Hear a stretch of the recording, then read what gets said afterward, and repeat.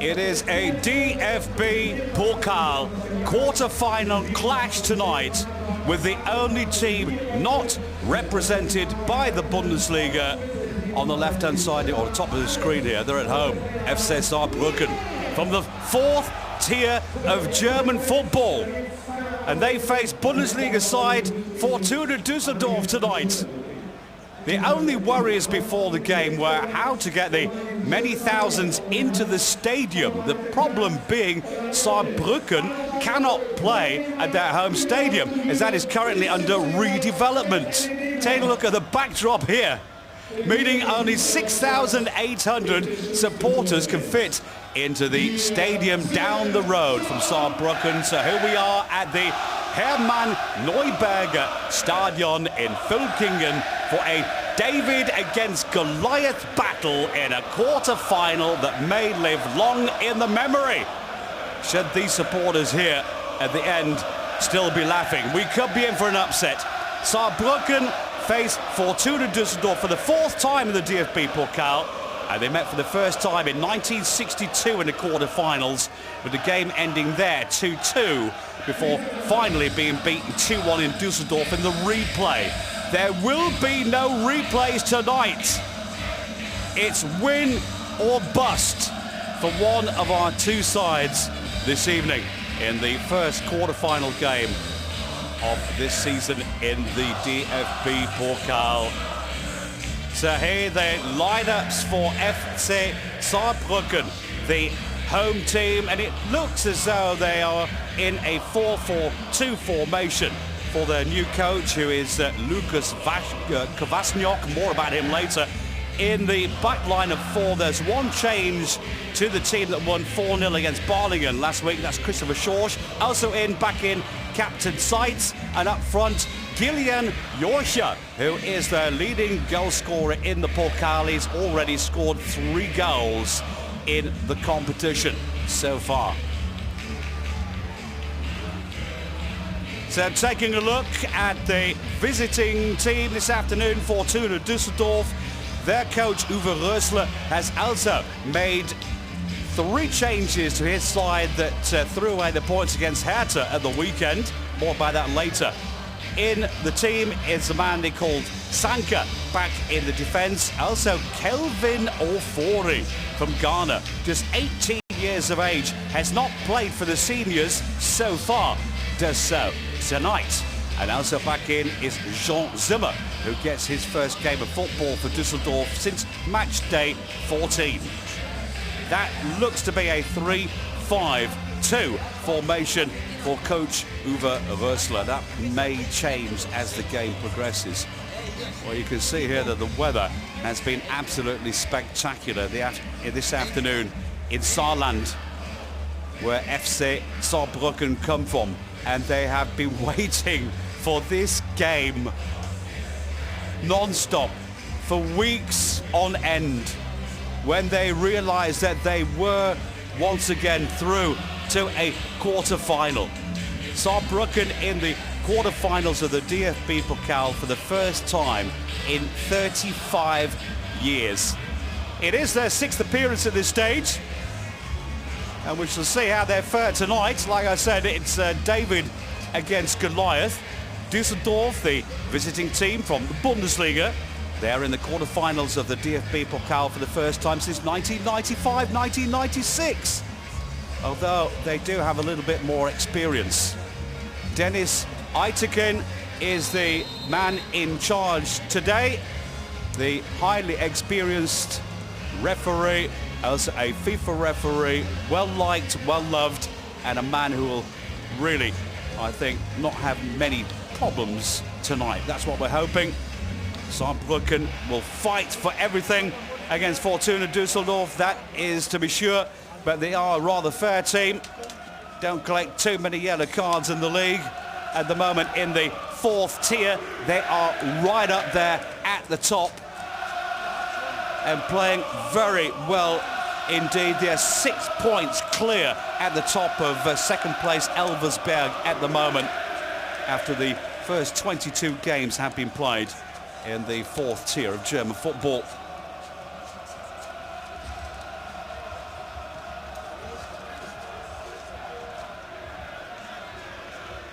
Fortuna travelling contingents are there as well. Not many cards were available.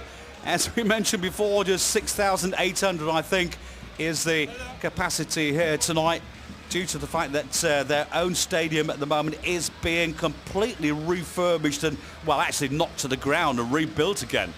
Yeah, so they're not able to play there at all at the moment at that home stadium. So that's why we're here. Not too far away down the road. The normal stadium, the Ludwig Park Stadion in Saarbrücken, is an absolute permanent building site. It stands on the old ground, but it was torn down in 2016. And then on the foundations of the new stadium, which was laid in August a few years back now. When it first started, they thought they would be finished in a couple of years, but they're still going. And that initial estimate of 60 million has now crept up to 41 million. So you can imagine for a club who are playing in the 4th tier, that is proving to be a bit of a problem. But the way things are going at the moment, who knows, they might be promoted to the 3rd tier next season. They have been playing really attractive football, and quite possibly tonight we might be able to see that for ourselves.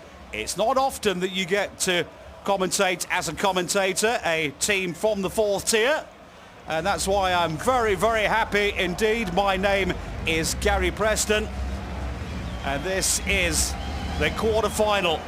FC Saarbrücken against Fortuna Düsseldorf.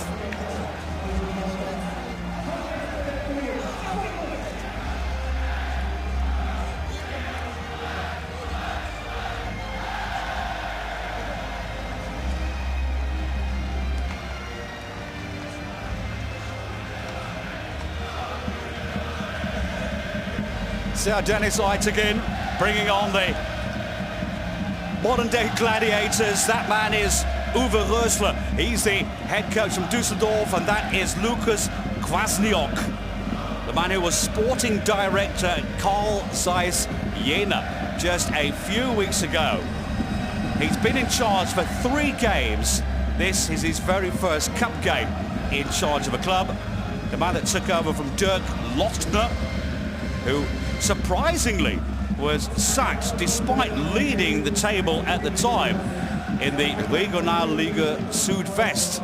But somehow Lochtner didn't quite fit into the scheme of things for the future. This is a club that is trying to get back and up towards the top of any league at the moment. They are top of the 4th tier, and if they do get promoted, they will be hoping to be back up towards the top of the 3rd tier.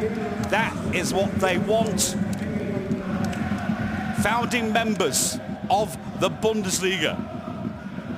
I'll say that again. They are founding members of the Bundesliga back in 1963.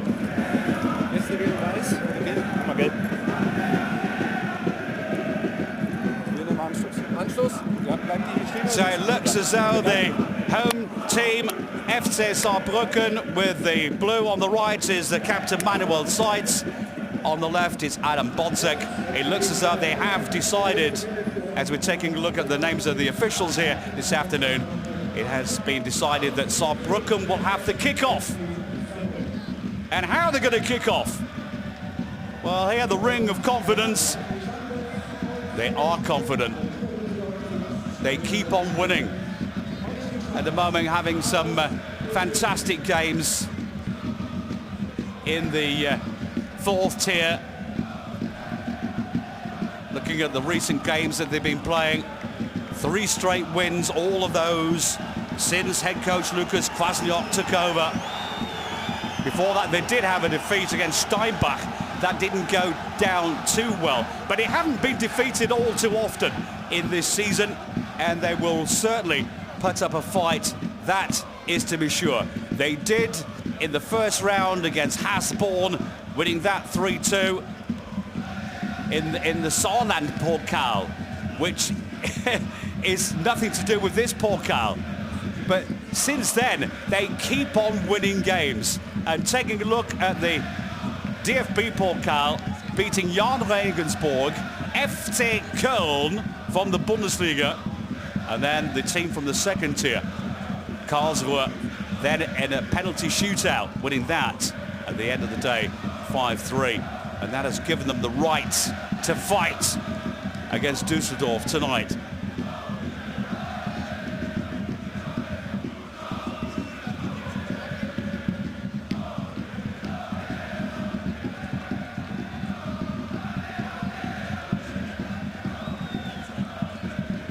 It looks as though we have a slight problem with Mr. Itekin's microphone equipment or something here.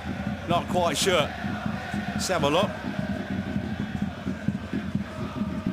Well, they've still got happy smiling faces here. The boys from Saarbrücken. That's Ruven Hennings, the man who simply can't stop scoring. We thought, in actual fact, in the Bundesliga. He's got 11 goals, but in recent games he hasn't been able to hit the back of the net. But as far as the cup is concerned as well, 4 goals to his name in the cup outright so far. No other player can boast that, not even Robert Lewandowski, who's managed 3 goals. Having said that, the man with the number 21, and we just saw wearing blue before as well, Gillian Jorge, is Saarbrücken's top scorer in the DFB-Pokal this season as well. He scored 3 goals. These boys can score, and they'll be up for that tonight here. Floodlights just coming out as it starts to get a little darker. It's 18:32 local time here in Germany, Central European time. And it's FC Saarbrücken against Fortuna Düsseldorf.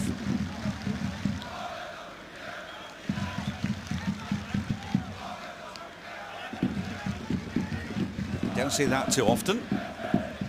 Mr. Aytekin, Dennis Aytekin, the very experienced referee, who obviously had some problems with his microphone there to talk to his officials.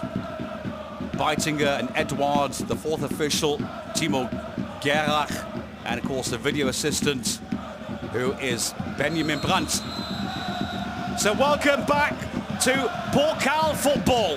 It's cup football in Germany, and here we are, Regionalliga Südwest, the 4th tier of German football, FC Saarbrücken in the quarter-finals of the DFB-Pokal.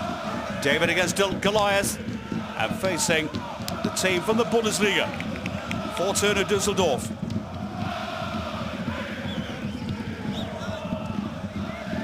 Ball put out there by the man they call Sanka. He's back in the starting 11 today for Uwe Rösler and Düsseldorf. Sanka normally is known as Matthias Jürgensen. That's what his mum said anyway. But since he's been a 10-year-old, and his coach then said to him, you know what, you look like the man, the actor who played Sanka Coffey in Cool Runnings. If you ever saw that film from the 80s, brilliant. And he does actually. Here, foul, free kick for the home team from left to right. Foul there from Kevin Sturger, one of the most important members of Düsseldorf's team. Playmaker quality. Never stops running as well. Little touch there from Kelvin Orfori, who will be in and around the midfield, but likes to come forward as well. Then number 14 for Düsseldorf, the Ghanaian, getting his first game today, wearing Fortuna Düsseldorf colours. Eric Tommy, one of the in players at the moment. 5 goals, 4 assists in the Bundesliga. This is Marcus Suttner. You can see here the back line of 3. Clearly spread out there with Suttner, Zanka, and then Khan Ayhan on the far side in that 3-5-2 formation. All lost there slightly by Sturger, but picked up again. Whoops, a daisy. That was a decent run here by Orfori. Very pacey. Has been on the bench for the last couple of games in the Bundesliga. Uwe Rösler has been having a good look at him so far, playing for the reserves.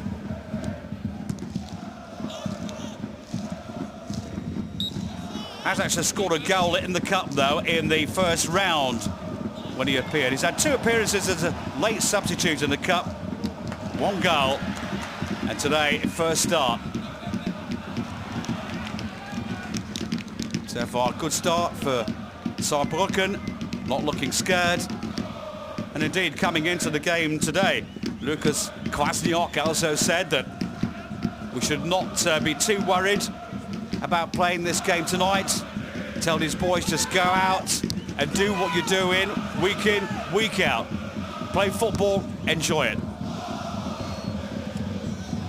Hennings shielding the ball, but Saarbrücken coming away. goalkeeper Kastenmeier. My goodness, he was way out of his area there. Luckily for the travelling contingent, kept control of the ball. Alfredo Morales also going into the box. By the American international. Maybe looking for something here. There was a slight touch.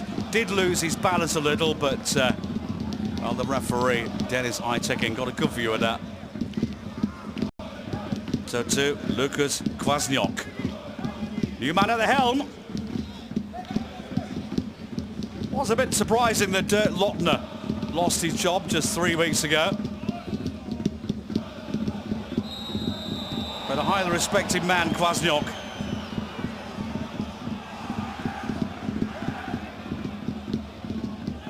Kelvin Ofori. Came from Right to Dream Academy at the start of the season to Düsseldorf. From Ghana. Scored his first DFB-Pokal goal on his competition debut in the first round of Villingen. Kastenmeier. Tommy. He's got pace, but a tricky player in the Bundesliga. Had a great game the other week. This is Ofori. Little dink forward met by Daniel Batz, the goalkeeper. Saved a penalty in the round of 16 shootout win against Karlsruhe to get this far. And he has been saving so much between the sticks, Daniel Batz. All 3 cup games. Man actually managed to play 1 Bundesliga match as well. It's going back to 2012, then for Freiburg in Dortmund.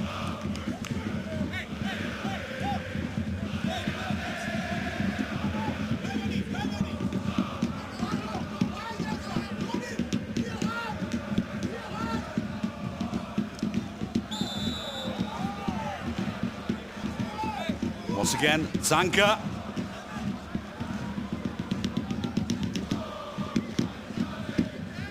He was a new signing at the start of the winter break from Fenerbahce, on loan with an option to buy. Game number 5 for him today. Although, no, number 6, I'm telling a lie, he played in the cup against Kaiserslautern as well.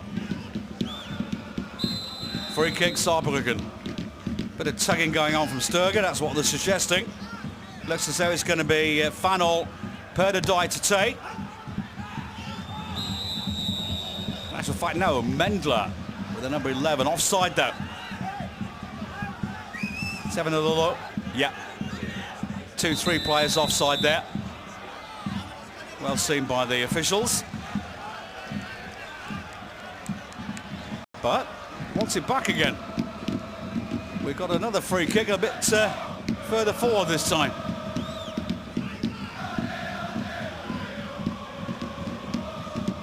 There was the arm. Kelvin Ofori. Arm out at the wrong place. Well seen there by Mr. Eitekin.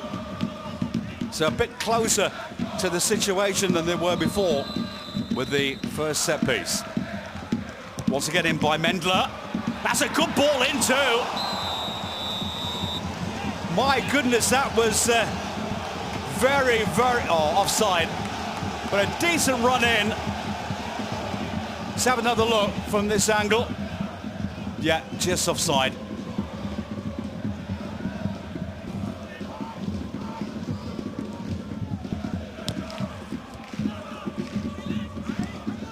Mendler.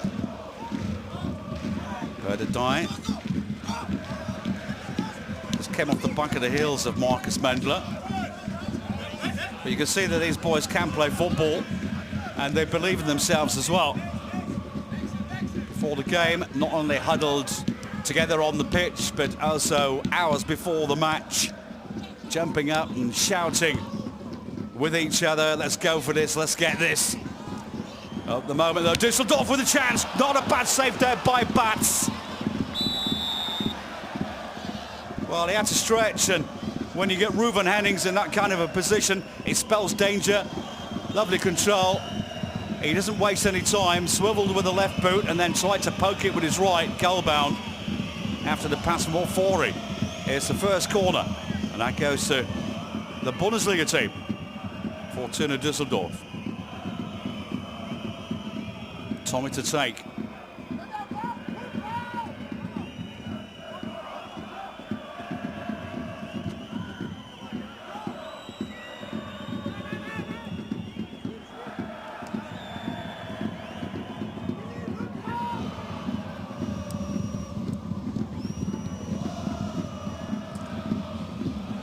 Again across the face of goal, that was always going out. You can see here that Daniel Batz saw that coming. Eric Tommy again getting involved. Only Hennings himself has been involved in more goals in the Bundesliga this season. 5 and 4 assists. So corner number 2. Sturger or Tommy? Looks like Tommy wants now. Okay. Shorts. Quick pass, and that's the shot. Ooh, again has been parried away. Taken by Jean Zimmer. First game in the team for Düsseldorf since match day 14 of the Bundesliga. Didn't waste any time. That ball was curling away from the keeper. That's a terrific save from Batz. Third corner in quick succession. That was a great save.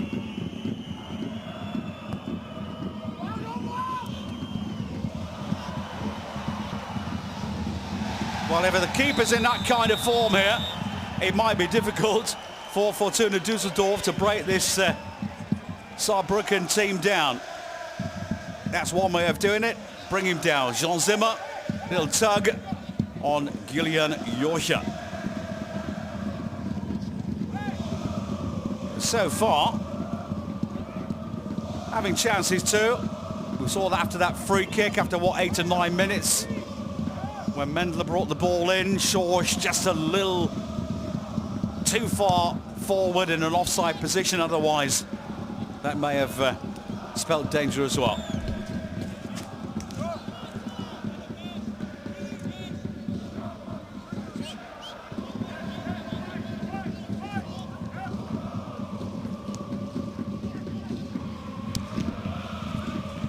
Tommy. Suttner. Part of that three-man defence, back from Adam Bodczek, the skipper.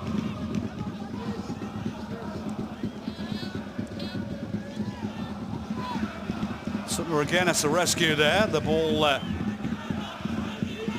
was running around the area in front of Kastemeyer's goal with Steven Zellner prowling. They'll have to watch him too.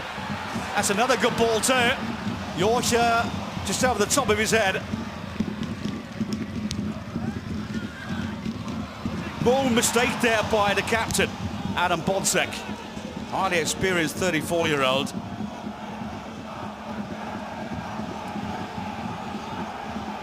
They can't allow mistakes like that in front of goal, facing Saarbrücken. Albeit, they know they are a team from the 4th tier, but they've not been taking this lightly. Uwe Rösler also commenting on that this week, that they have to be on their toes right throughout this cup fight.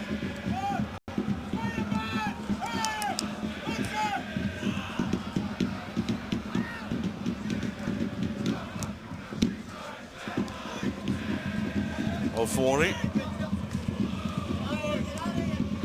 Like what I've seen of him so far, that was a bit too much. Foul from Saarbrücken's captain, Manuel Zeitz. Ex-Germany under-20 international.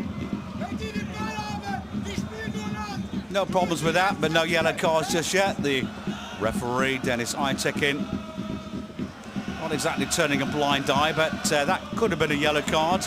But in a cup fight, maybe a yellow card too early might result in 10 yellow cards a little later on.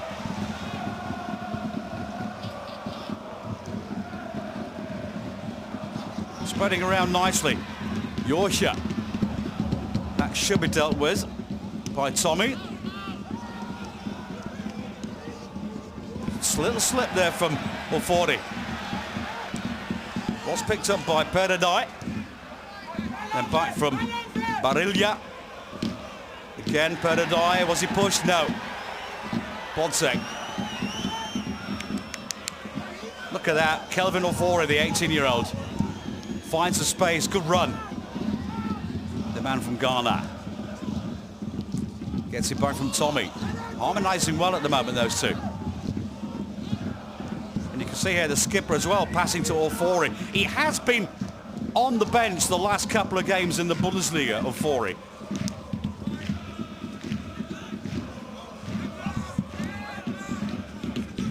And has been training intensively with the team since the winter break.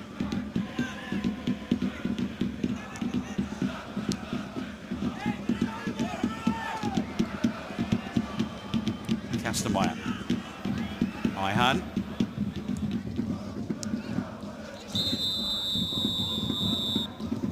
That's a very loud whistle, isn't it?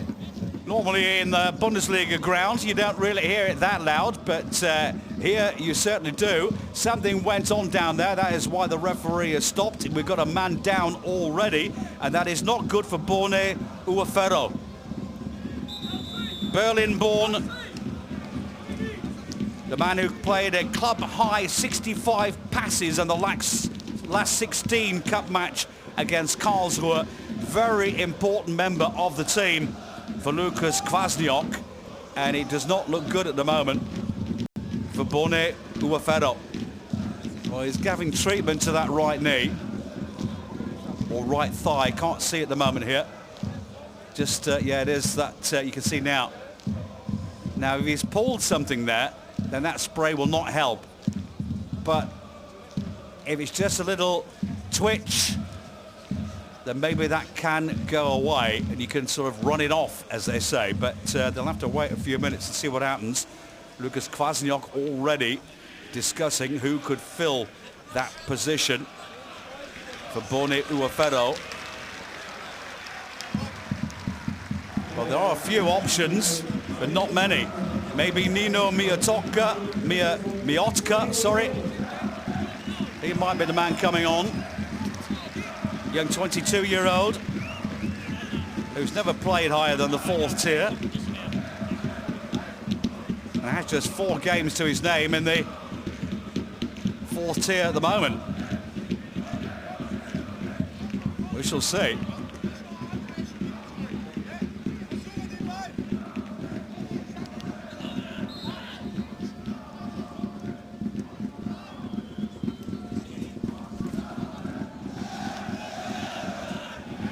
Well, it looks as though he is managing to come back at the moment here, Uwafero. As I said, maybe you can shake it off.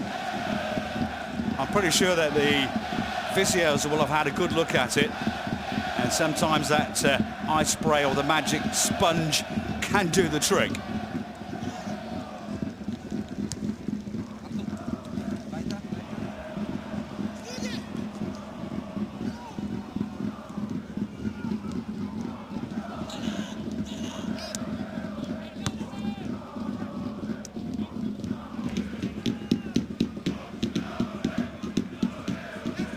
Sudner wasn't quite sure what to do with that, but there were no challenges there from Saarbrücken. They're pressing, yes, but not unnecessarily. At times it looks as though Saarbrücken are quite happy to hit Düsseldorf on the break. Now we are going to have a change. He did come back, but it is going to be changed, and it's going to be Froese who comes on for Saarbrücken, who's more of an attacking midfielder than a defender. So it's Keins Froese, the Canadian 23-year-old, who is in actual fact a Düsseldorf player, who arrived from the Düsseldorf reserves in 2019 at the start of the campaign. Man that left Vancouver in January of 2017 to come to Germany. That is interesting. Keins Froese, former Düsseldorf man, on for Saarbrücken. That could be interesting.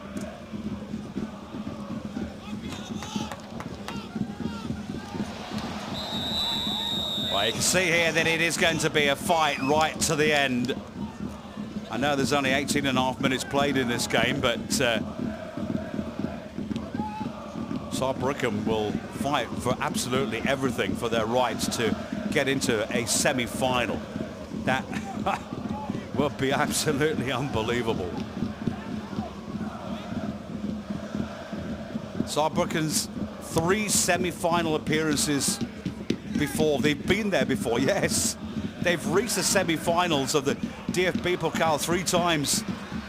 And having a go here, coming forward, Forza. Looked as though he was sandwiched there, but Düsseldorf pick it up. No, says the referee. Fairly one back. Coming back to those 3 semi-finals that they've already been in. Back in 1957, 1958 and 1985. There was a time when Saarbrücken was a big name.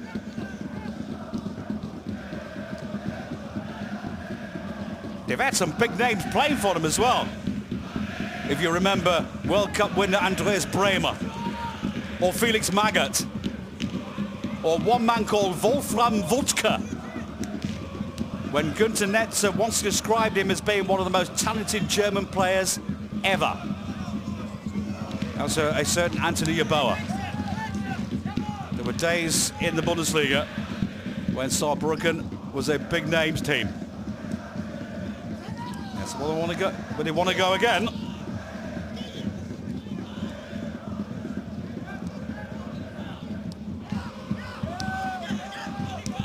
Pass from Suttner. Easy to see, of course, that Fortuna Düsseldorf are confident in passing that ball around. Looks a little bit like a training ground at times, but that is because Saarbrücken, I think, are still waiting to see whether Düsseldorf, when they have the ball, can actually do something with it, because that has not always been the case when Düsseldorf themselves have to take the initiative. Took the initiative at the weekend, Düsseldorf, when they were winning at home against Hertha Berlin by 3-0 in the Bundesliga. Maybe you saw that game, half-time 3-0 the scoreline, and then they lost not only 2 points because Hertha came back to draw 3-3, they lost a lot of respect from their supporters on that day as well. And also from Uwe Rösler was absolutely livid, giving away a 3-goal lead at home. He won't want to see something like that today here. That's one of the reasons why Düsseldorf find themselves at the moment still in a relegation battle. So, is there something on here for Mendler? No, he's pacey, but so too's Tommy.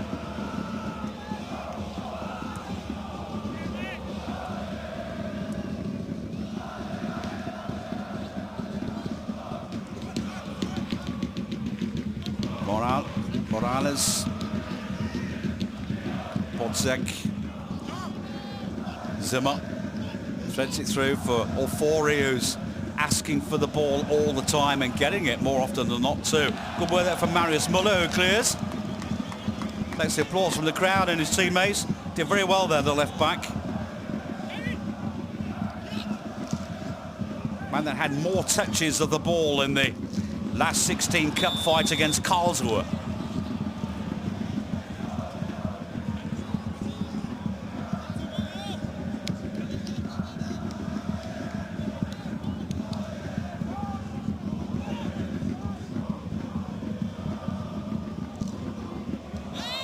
Oh, this is real football, isn't it? At the moment. Can't remember seeing a stadium like this all too often. It is absolutely brilliant atmosphere from Saarbrücken supporters, and also the travelling Fortuna fans as well. But up to now, 23 minutes into the game, no goal, but maybe, about to say, maybe a chance there. No way through that for Yorkshire. Let's have another look. Actually, I find it was Forza, the substitute.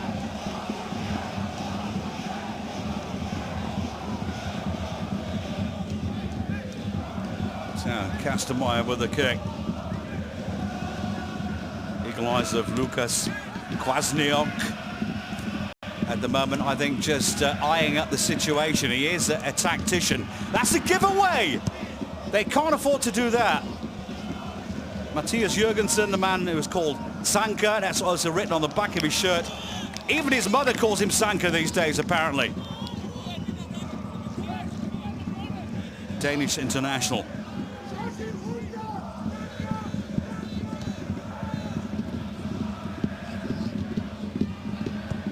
Bats. Away from Suttner. Bondsek, he's the man who, the captain who ties up everything in midfield, working together today with Morales. Kevin Sturger more in a forward attacking role. On the ball now. But Kevin Sturger is the link anyway between the attack and the defence.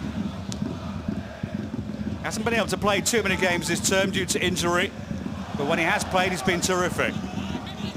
Ihan. The defender comes forward. Zimmer.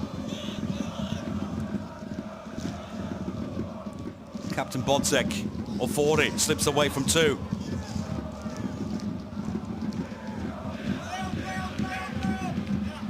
The man that came from the Right to Dream Academy. He must be in dreamland here today. Quarter-final of the DFB-Pokal, 18 years old. And enjoying every minute of the 25 that we've had so far. So ball out again. If I've counted correctly, that's corner number 4.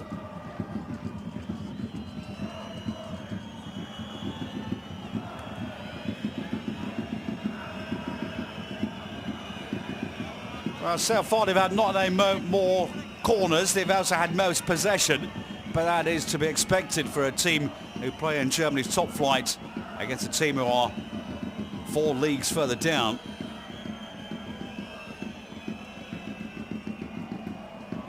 Tommy takes, flicked on in, no! Decent header there by Alfredo Morales. It goes wide though from the American. Might have got a last touch, yes it did. Out for a corner again. That's number 5. Let's have a look from here. Good header and saved off the line.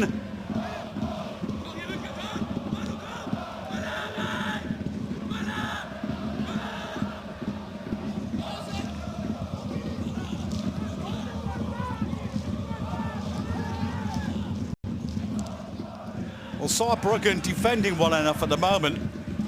And if they can take this into a 0-0 break at half-time, they may even change their tactics in the second half. They are capable of attacking Fortuna Düsseldorf. Seen games that they've been playing in. Cup against Karlsruhe, exactly the same thing. Really hardly giving Karlsruhe a chance to breathe. But, yeah, if that was deliberate, well done. Back to keeper Bats. Not exactly cagey here with their system against Düsseldorf, but they're just taking care. I think that is the right attitude at the moment.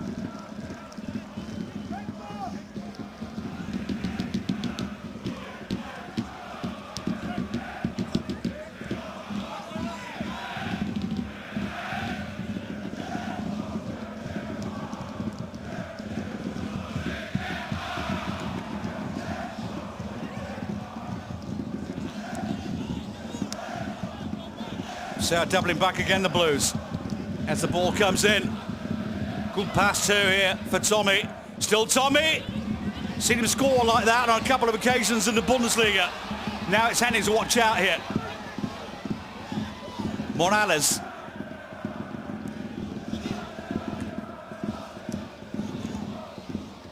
Saarbrücken just a little lucky there maybe.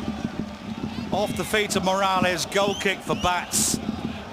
Bit of pressure there from Düsseldorf. It looked good when Tommy had the ball, cutting in from the left-hand side, something he likes to do.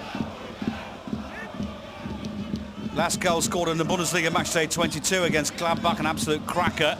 Then the opener in that game in a 4-1 defeat, by the way.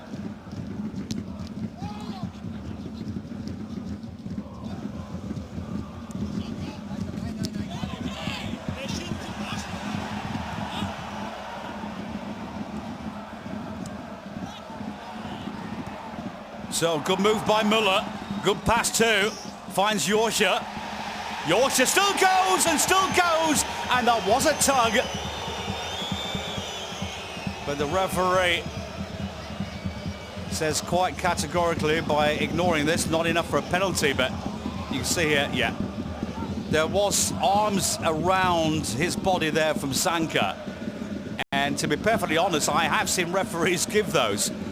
But there is also a video assistant who also gets a chance to take a very close look. And the referee, Mr. Dennis Aytekin, not only a highly respected man, he is a good referee. Got it right as well. And you can't complain that the fans are asking for a penalty, though, can you, really? Suttner, that he's done on a couple of occasions. Almost had his pocket picked there by Mendler.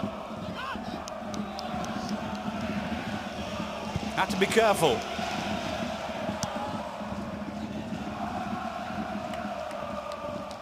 Bodzek distributing those balls in midfield.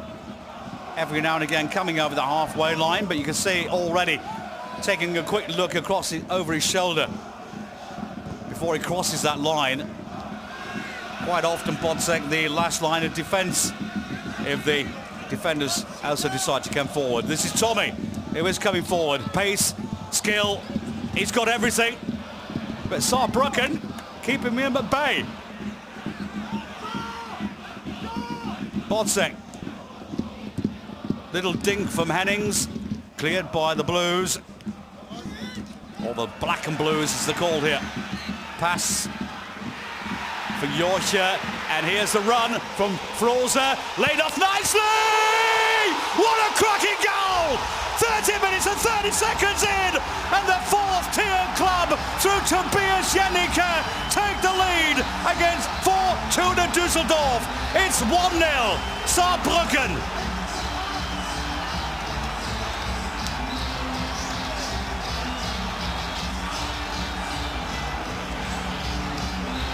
Let's take a look again. The run from Gillian Yorsha. The vision to find Kynes Froza, the Canadian. Perfect pass, perfect finish, a perfect start after just over half an hour in the DFB quarter-final clash between Saarbrücken and Düsseldorf. But keep calm, says Lukas Kwasniok. We're not there near yet. Uwe Rösler, how can he keep calm? Well, his team have been dominating. His team had been dominating. It was a wonderful, well-worked-out goal there, scored by Jennicke. With the very first shot of the game on goal. That's how to do it. That is pure, unadulterated, cup-fighting football. And now, Düsseldorf have to come even more. At times, it looked as though they were on the training ground. We know we can play football. They know they can play football. The Saarbrücken know that too.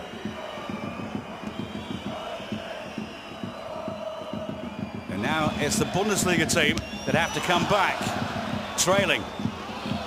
Suttner.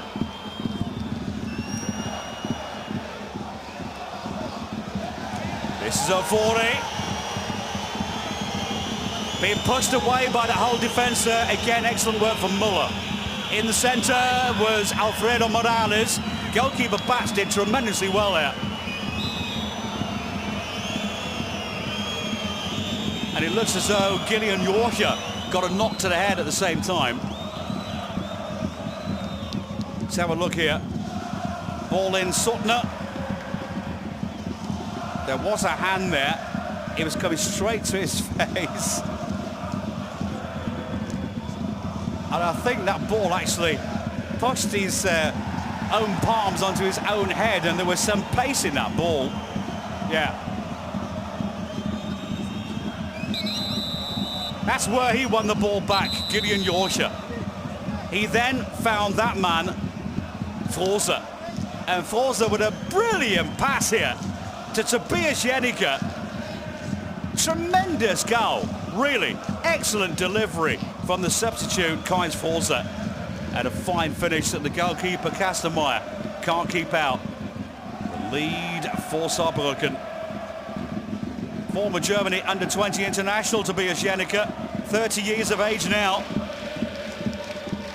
He's managed 1 goal in the cup for Saarbrücken this season. Tell you what, it was in the last 16 when they beat Karlsruhe 3-2. He scored the winner. And now they've got the B between the bonnet. Kastenmeier out of his area. Quickly taken! Oh, it's fantastic! But not fantastic enough for Saarbrücken. Oh, that was clever. Florian Kastenmeier out of his area, seen ever so well there by Saarbrücken. And attempting to bring the ball in. They almost got a second in the space of 4 minutes. Take a look here.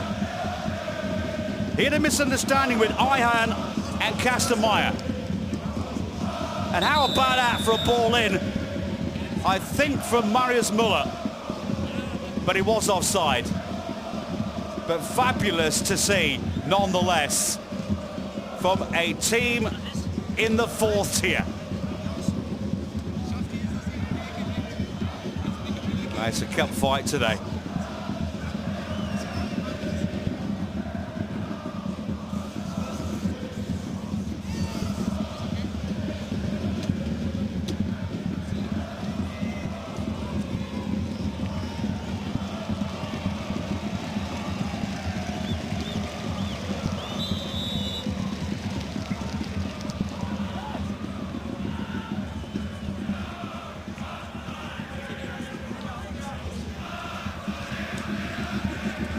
Tommy.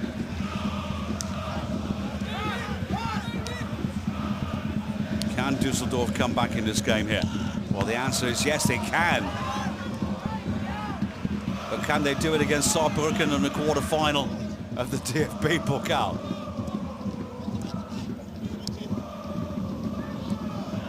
Again, passing the ball around confidently. They don't look rattled just yet, because there's too much time remaining to be in that situation of 4 in. And up to now, the football's been all right from Saarbrücken. From the visitors, sorry, Düsseldorf.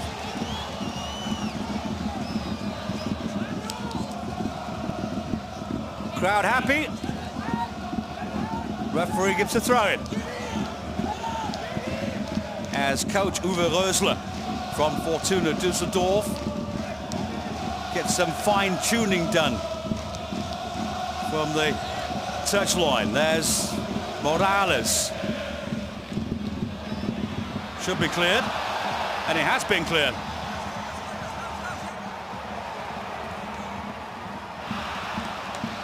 Crowd getting excited again there. All started with the man who scored the goal, Tobias Jenicke, with his quick thinking.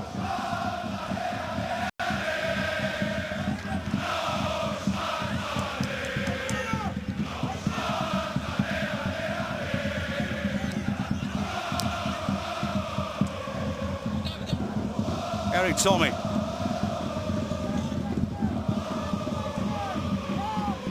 Zanka. Ayhan. Zimmer. Ofori everywhere. Like the way he's playing, that young man. Again, Kelvin Ofori! Oh, what a magnificent save from Daniel Batz. That's the second time he stopped them from scoring. But what a tremendous strike, too, from the young 18-year-old Ghanaian, Kelvin Ofori. Left boot cracker. Saved by Batz. That was a decent effort and a fabulous save. Losing track of how many corners we got here. I think that's number 6. Taken by Sturger. And there's a header that goes wide. Getting involved again, the Dane. Matthias Jürgensen, Zanka. Got a bit of a touch as well. That's why some of the red and whites of Düsseldorf thought they might have had a corner there.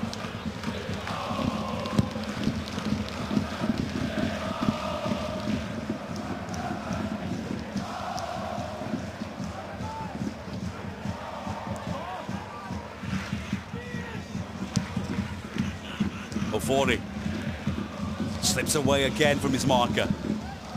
3-4 around him. Look at that. But it was one back. One back well too by Yorja. The ball slipped away. That was a ball in from Suttner. Defending with everything they have at the moment here at Saarbrücken.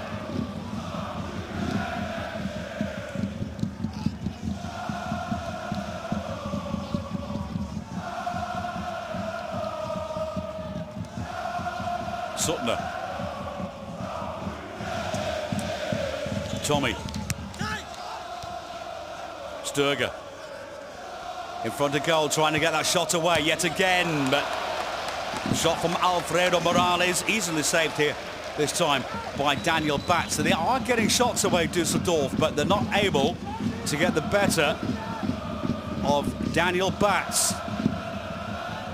Ex-Nuremberg, Freiburg, Chemnitz. Just one Bundesliga game to his name. Mostly in the lower leagues.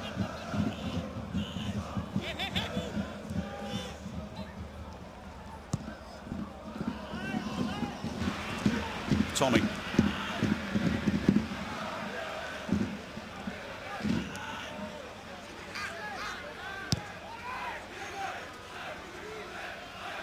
Well, we've only got 5 minutes to go before the half-time whistle here. The last time that Fortuna had an upset, we'll come back to that. We can do it now because that's over and out. Taken by Con Ihan, but sent off that shot with goodwill. How much goodwill has Uwe Rösler still got left in him? Because there might be some changes in the second half here. Yeah, the last cup upset came in 2014. They've progressed in the last 7 DFB-Pokal ties against teams from lower divisions. And the last time they were knocked out was in the first round of 2014-15. 3-2 extra time defeat at 4th tier club Würzburger Kickers. There you go, back in time. Sometimes history repeats itself.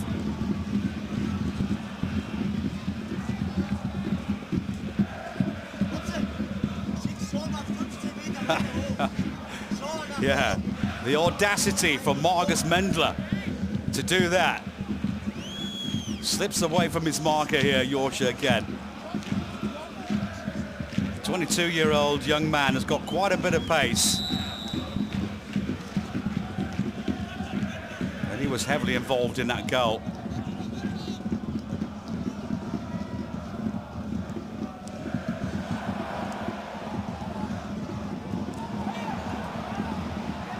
So, nice work again. There's an idea there from Yorkshire. Saw that there might have been a chance to find Yannicka.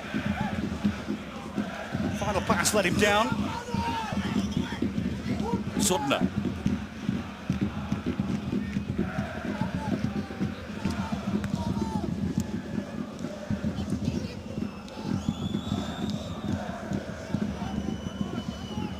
Sturger. Let it slip through nicely there, Morales, and there's the shot.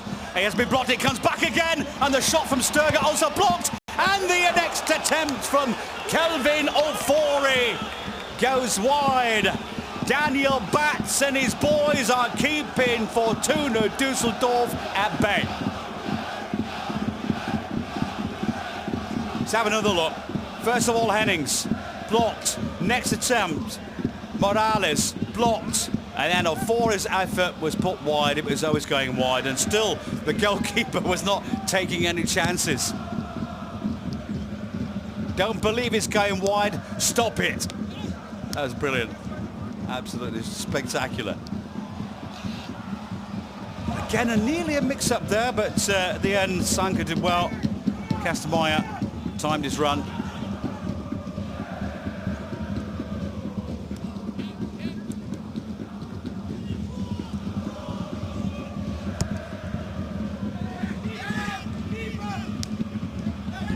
Long from Suttner and out from Suttner. Very shortly, we got the final. Ooh, yes. He knew it was going to be hard, but you can see the look on his face there, couldn't you? Sometimes you don't have to explain things. We won't explain it. We just saw the face from Uwe Rösler. We know what he feels. We also know that his team are trailing 1-0.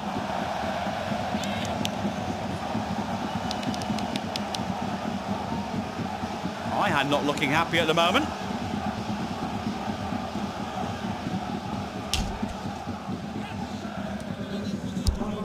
There's the goal scorer.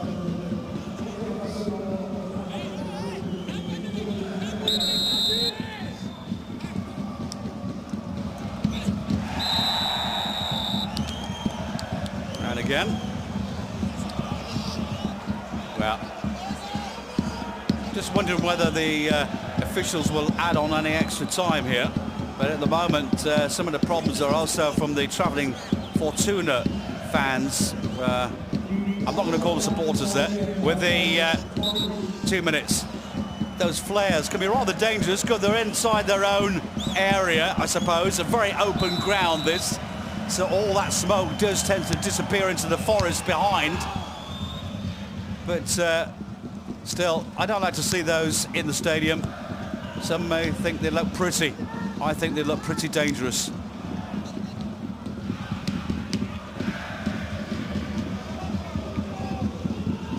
Final 2 minutes of this first half now in added time.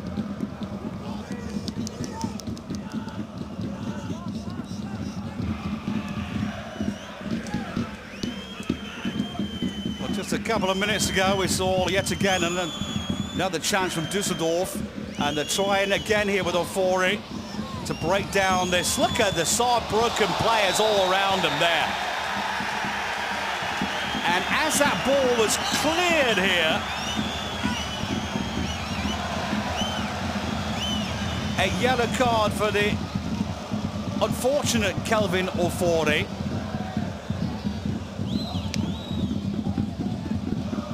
Steven Sellner whacks it away.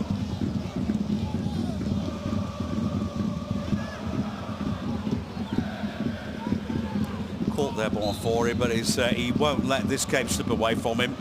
Steven Sellner, a defender by trade, who has played quite often midfield and every now and again when they need him as a striker. Bit of holding, the fans thought there from Ihan.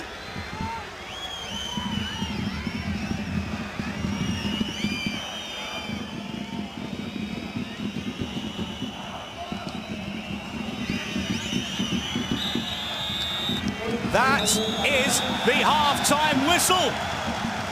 In a fabulous first half for the home crowd.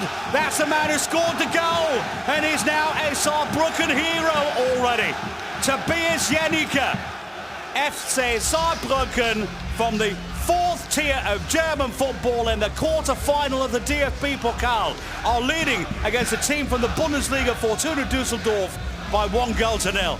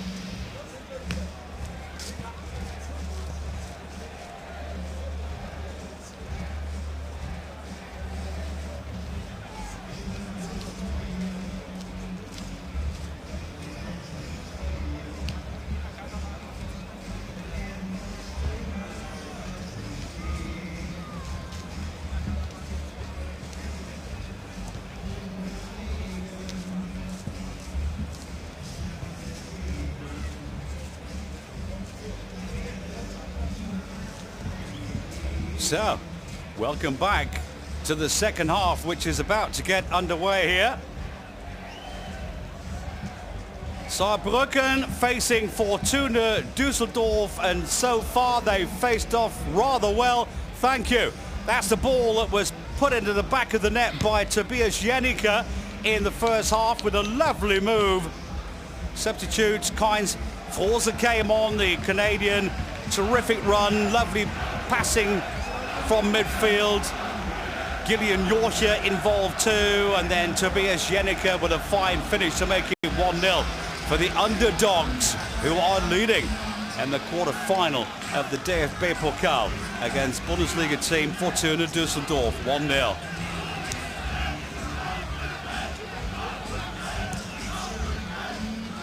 Team that qualified for the DFB-Pokal by that virtue of winning the Saarland Cup against a team that are currently second best as well in the fourth tier, SV Elversberg. Well, his team, Lucas Kwasniok, really surprised quite a few of the travelling supporters from Düsseldorf in that first half. It was a fighting spirit, and this is the change that we're going to have from Uwe Rösler. It's going to be Kenan Karaman, who's coming on now, the number 11. I was hoping they weren't going to take off Kelvin Ofori. I thought he was really lively in the first half. It's going to be the captain himself, Adam Bodzek, who comes off. Now, he's the man that normally holds that midfield together. But he is 34 years of age now. Not that's really very old. Man coming on is 25, Kenan Karaman. And he hasn't been able to play many games because he had pneumonia. But he has recovered. And in the meantime, he's scored 3 goals in the Bundesliga in his 10 appearances. His last DFB Pokal appearance was back in August of 2018 for Kenan Karaman, who replaces Adam Bodzek. So that is a more attacking-minded measure. Karaman, who more often than not likes to come down the wings, on the ball now straight away with the number 11, Morales. Tommy. Now the visiting team from left to right and trailing. Just in case you've just joined us, where have you been? It's 1-0 for the underdogs, Saarbrücken.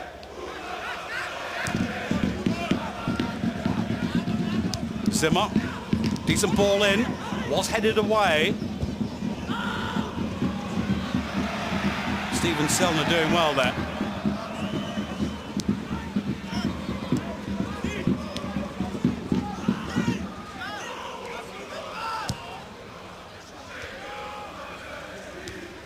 So we have no idea what Uwe Rösler said in the second half, in the, I was going to call them catacombs, but they don't really have catacombs here in this stadium where they currently are at the moment, in Völklingen instead of Ludwigspark.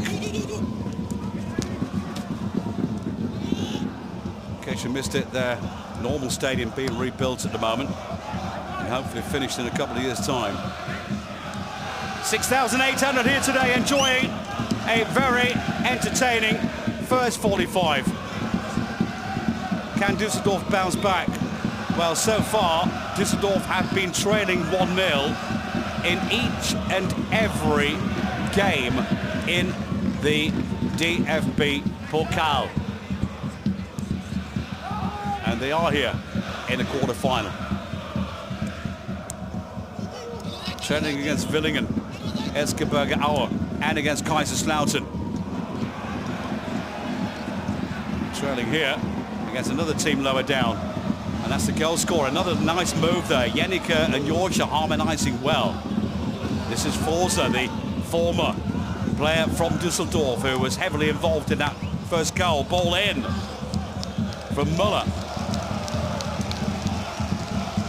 Great name to have as a footballer, isn't it, Müller?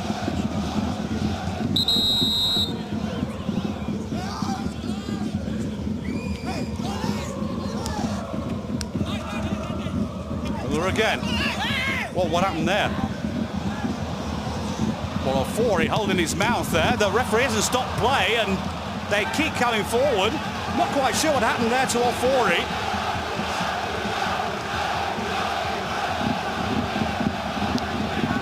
Hope he wasn't play acting there. May have had a tuck. Now you can see here that Marius Müller actually came back to say sorry. I don't think there was any intent. Anyway. Kastenmeier. Guarding a first corner. Oh, and that's a good header. Straight into the arms of Florian Kastenmeier.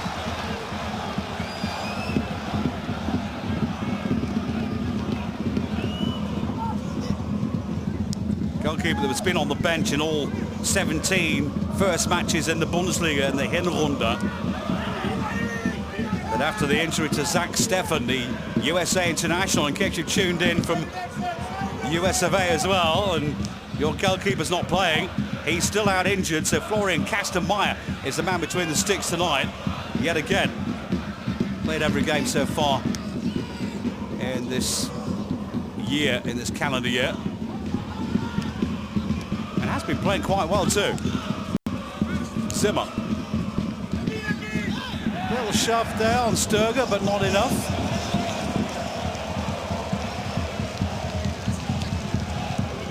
At the end, good defending, I suppose.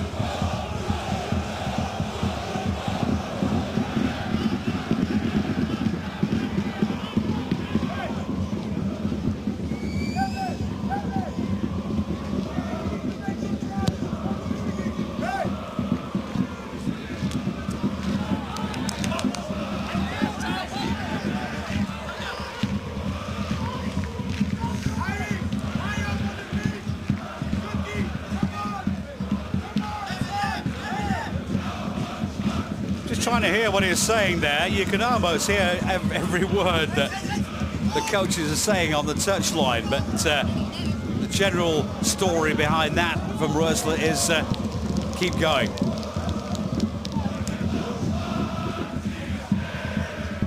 Throw from Ihan. Sanka.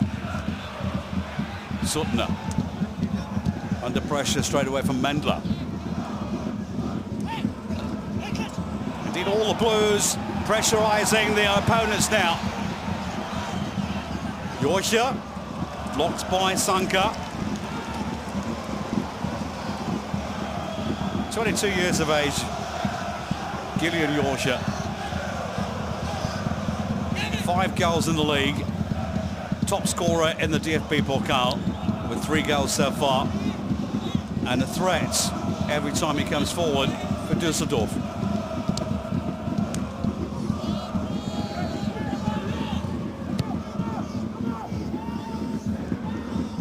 They also have their leading striker at the moment on the bench, who's missed the last couple of games for the club because he had a minor operation on his knee, but he's still not 100% fit. But the fact that he scored 17 goals in 18 games, Sebastian Jakob, has gained him that place on the bench just in case. Suttner. Karaman getting involved. This is Sturger. From Suttner again, trying to just tear that defence away at the moment. They got it here, maybe! Oh, great save again from Daniel Batz. That's the second time he's denied Kelvin Ofori. Here, the work from Tommy. New boy in, Karaman. Lays it off for Ofori, and the shot out for the corner from Daniel Batz. That's the third great save from Daniel Batz. The second, no, but another 7th corner. Oh. Well, the header always going over onto the top of the net. Yeah, laid off beautifully. Sidestepped, he took a deflection too, and you see the keeper happy with himself because that deflection had to be dealt with, and that's a fabulous stretch with the left palm. Having a fantastic game, Daniel Batz, really.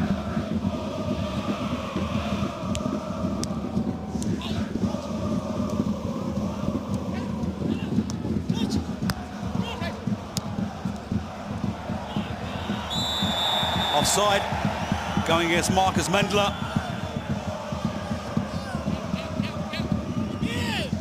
He's been on form recently for the club in the league as well, scoring 3 goals in his last 3 games since the introduction of the new coach, Lukas Kwasniok. Actually faced Düsseldorf in the 2012-2013 game in the Bundesliga with Nuremberg. One of those more experienced players that Saarbrücken have here. Another good ball. Another decent run here by Yorkshire. It's up to Zanka to stop him. And Yorkshire again slips it away. Morales gets involved. Too much for the crowd, not for the ref.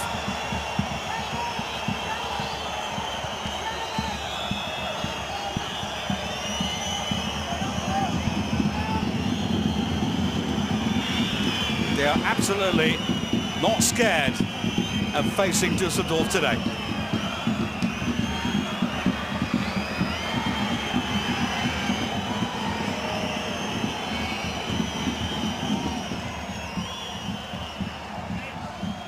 That will be a huge blow if he can't continue, Gideon Yorkshire. He was caught there too by Morales, fought back again and caught a second time, and then twisted the same ankle that got a knock from the American in the first place. Here, boom, into the ground. Don't feel the pain initially until that slowly ebbs away, when the adrenaline ebbs away.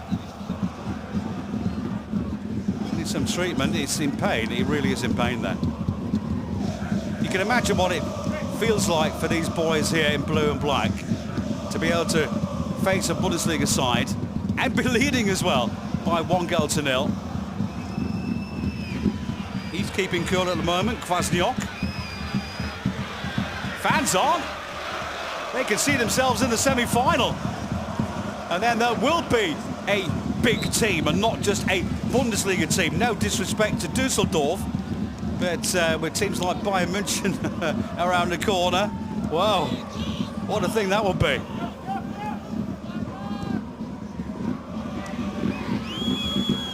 This club, you know, actually played in the European Cup way, way back in time, in 1955, 1956.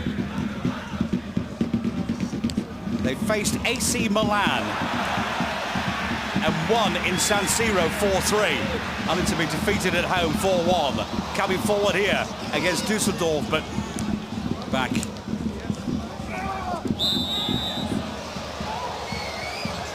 Yeah, making a bit of a meal of that.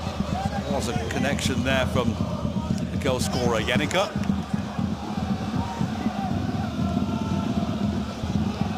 I said not much to shout home about, but certainly shouted around the stands long, loud enough. Forward from Sturger. Not a good ball though.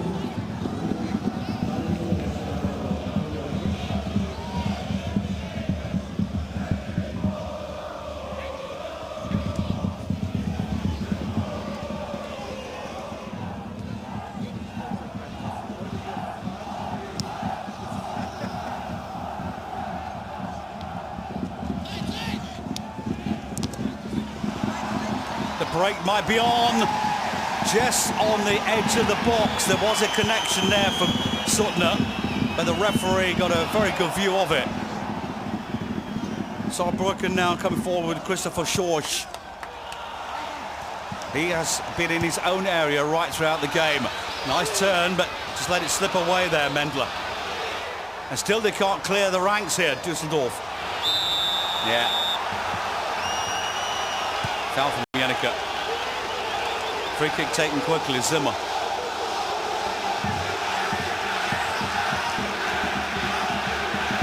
Get a load of the atmosphere.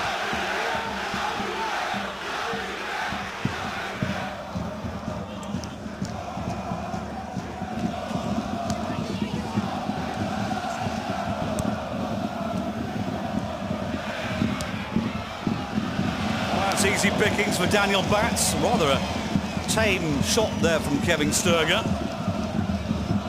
Got a goal and an assist in the 5-2 win at Kaiserslautern. in the round of 16 Düsseldorf. But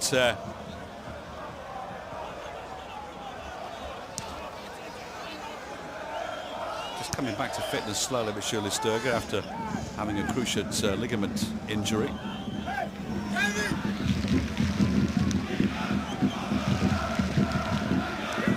High hand.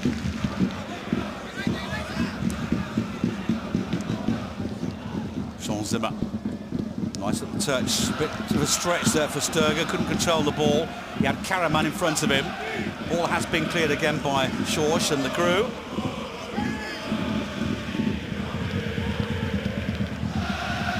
Zanka. Morales. Morales has taken over that position that the skipper's left behind, Bodzek. More defensive minded now, but coming forward every now and again. Karaman is in the forward role together with Ruben Hennings.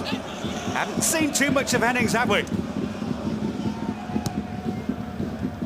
Sturger. Or 40. Lovely ball control again and gets another shot away. I really like what I've seen so far of this young 18-year-old Ghanaian.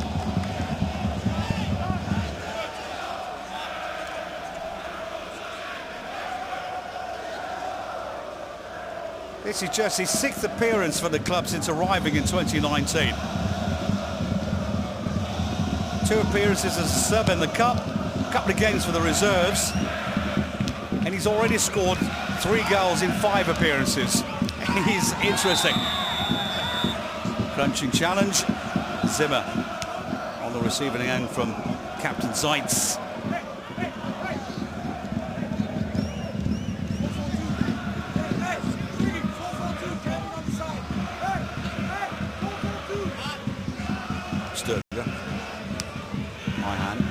Vice versa. Long hopeful ball this time, but too much time for Saarbrücken to deal with it. And now, clever ball, challenge, chase. Jorsha at the moment on his own, and he might go on his own as well. And there's a save from Kastelmeier. As the crowd get excited just over the hour mark. Say, get excited. How much more excitement can they take? That was a good shot, you know. Lovely turn again from Gillian Jorsha. Did well. So to the keeper, Kastelmeier. Out for a corner.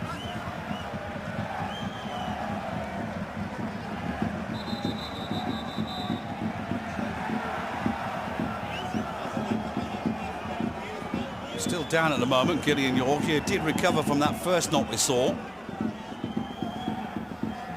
And you can see what the referee is. Oh my, one more and you're out. Yeah, I don't think we don't have to translate those kind of body languages that we see on the pitch, do we? Amazing. Corner. Taken it away this time. Selner gets involved at forward as well. Lets the ball slip away from him, the defender. Now he's got a double back. Ofori is powering forward. Ofori with 3 on him. Gets away again, he's going to go for goal. Take a deflection away. Well, how often am I going to say in this game I like this man? Just enough to put him off there. Terrific run back, by the way, from Steven Selner, who was in the almost forward role just before that chance and actually got back in time to stop Ofori from scoring.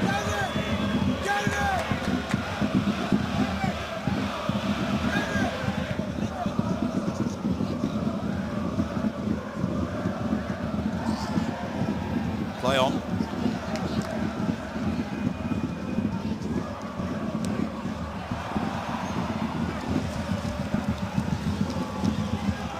Yannicke's effort forward was too easily picked up. Suttner, we don't see him coming forward very often. He's doing it now.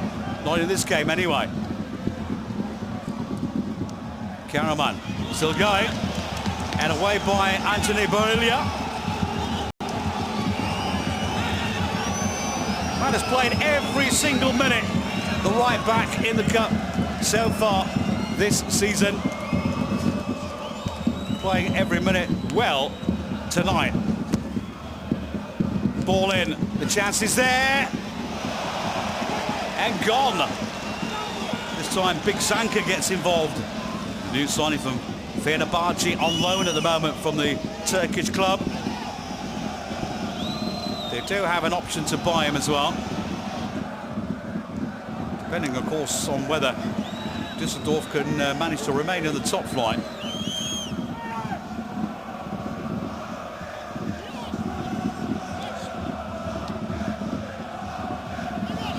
Up-and-coming game for them. A huge battle at the bottom against Mainz on Sunday.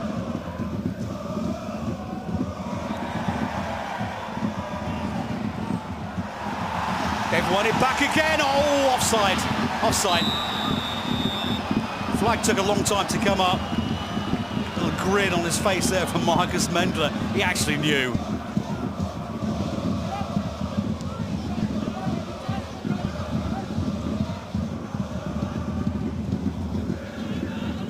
Sturger. Suttner coming more down the left wing now.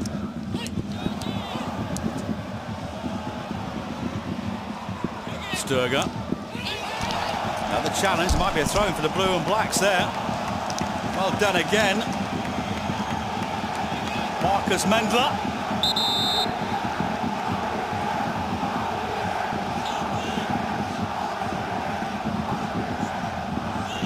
"65 minutes gone." Flick on header from Forza, picked up there by Düsseldorf. Morales shouting out orders there to Zimmer. Probably give it to Ofori. Every time he has the ball, he does something with it. Stopped there by Zellner. Good stop too.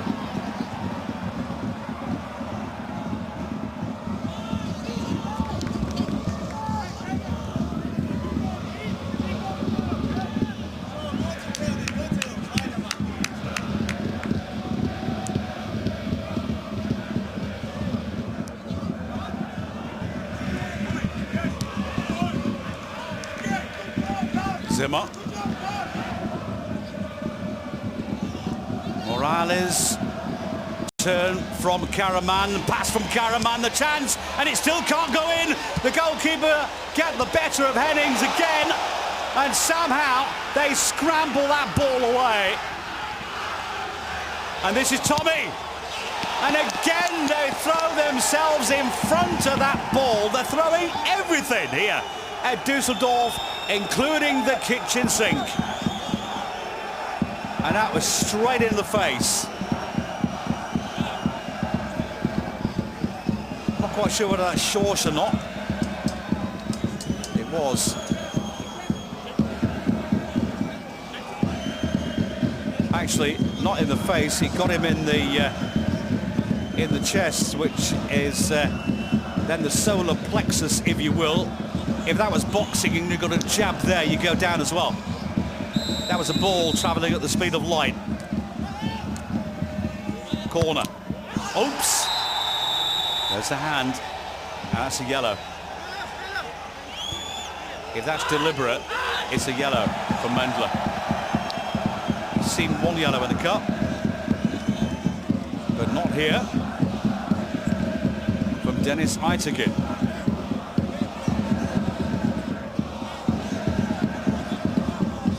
Saarbrücken defending here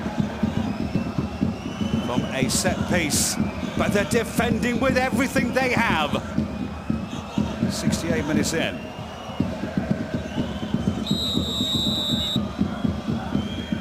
Might be one from the training ground, this. Punched away by Bats, always Bats.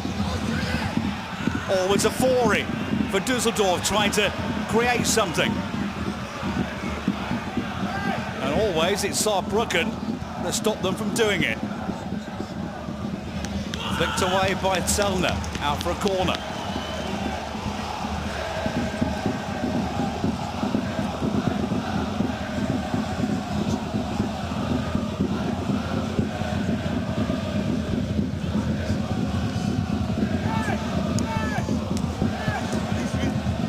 Tommy.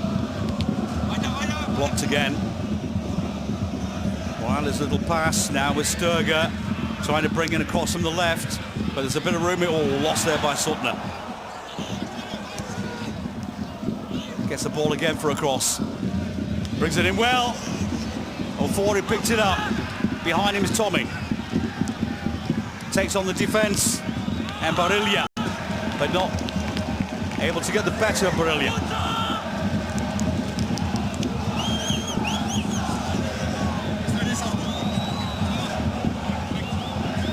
So I have taken my shoes and socks off now. Lost track of how many corners we've had. This one to be taken by Tommy.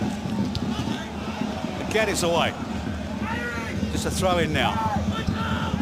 Man who cleared was the goal scorer, Jenicke. He's never stopped running. Have they still got the strength?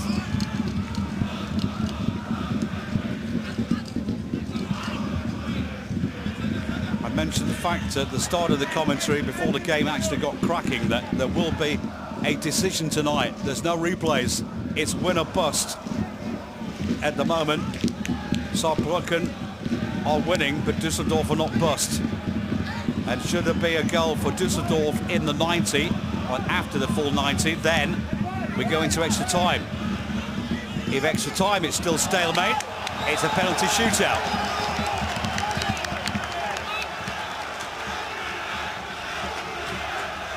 "20 minutes are remaining."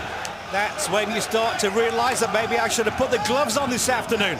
Otherwise, no manicure tomorrow. No fingernails left. Sturger. 40. Karaman. And again he's there, Zellner. And again that man, Daniel Batz. He is oozing confidence right throughout this game.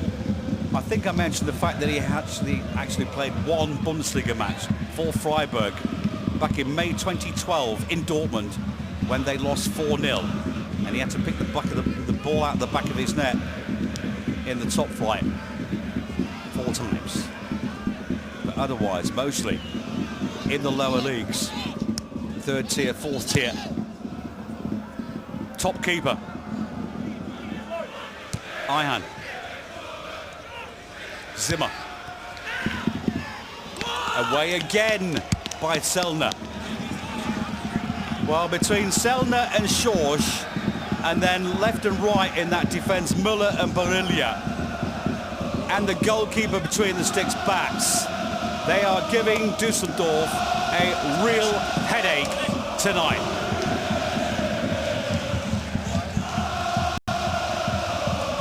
Sturger from the corner. Away again, there's keeper Batz, so confident. And sees a quick pass as well. What is a brilliant pass. And if goalkeeper Kastenmeier had not had his wits about him, they might have been on for a chance there. That's a foul. Surely. Well, to me it looked as though Jenicke was caught. Indeed, referee actually maybe waiting for half a second there to see whether the ball would run as an advantage. It could have done. And as it didn't, good decision. But that's a deserved yellow card. Well, came much, much too late there, Tommy. And then made quite sure his opponent was going nowhere. So, yellow card.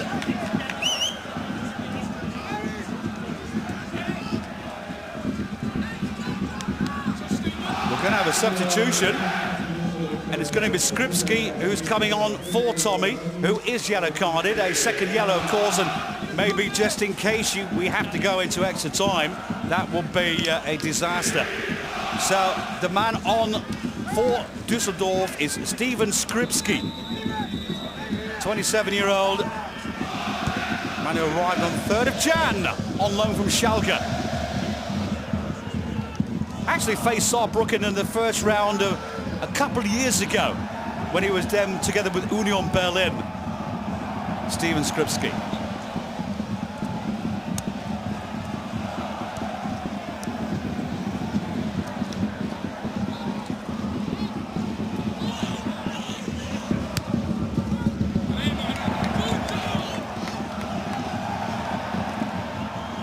confident. Passing from Saarbrücken at times.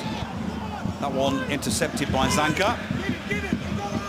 But sometimes the idea can be enough to create the chance. If it's not intercepted, then it should have been there.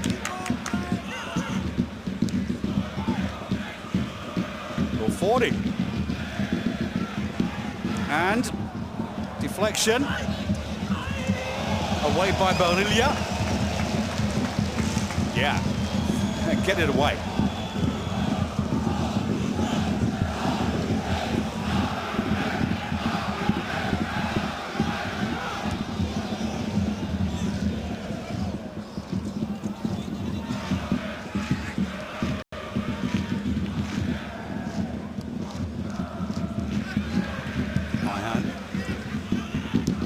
Morales, Ofori, still Ofori, he's been threatened so often! And every time he threatens, the man who threatens to stop him does it again! Daniel Batz. Excellent goalkeeping.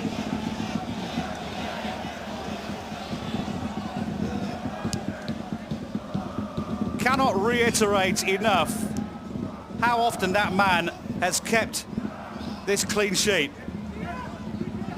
And I also mentioned the fact, once again, that he plays against strikers from the 4th tier and not against teams out of the top flight in Germany. That might have been a bit late there from Janica.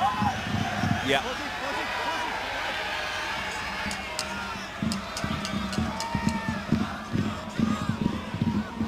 Yellow card for the goal scorer.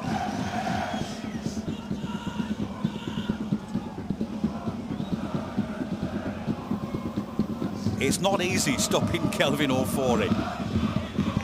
So they've got a set piece here.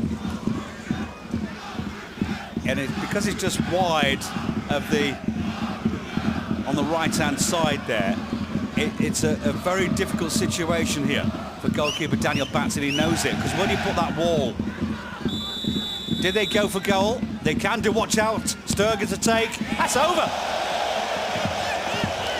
So Batz got it sorted well, but it's never an easy position for a goalkeeper. Here the once proud Saarbrücken are feeling proud again. Uwe Rösler trying to put some pride back into Düsseldorf here. 15 minutes to go. Time's ticking.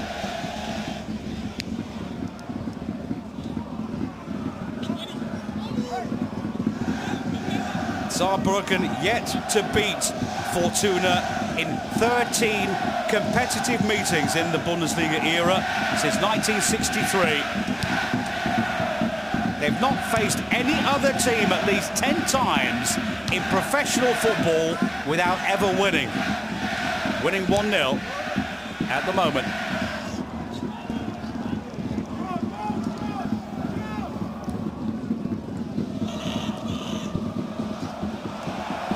Great stuff.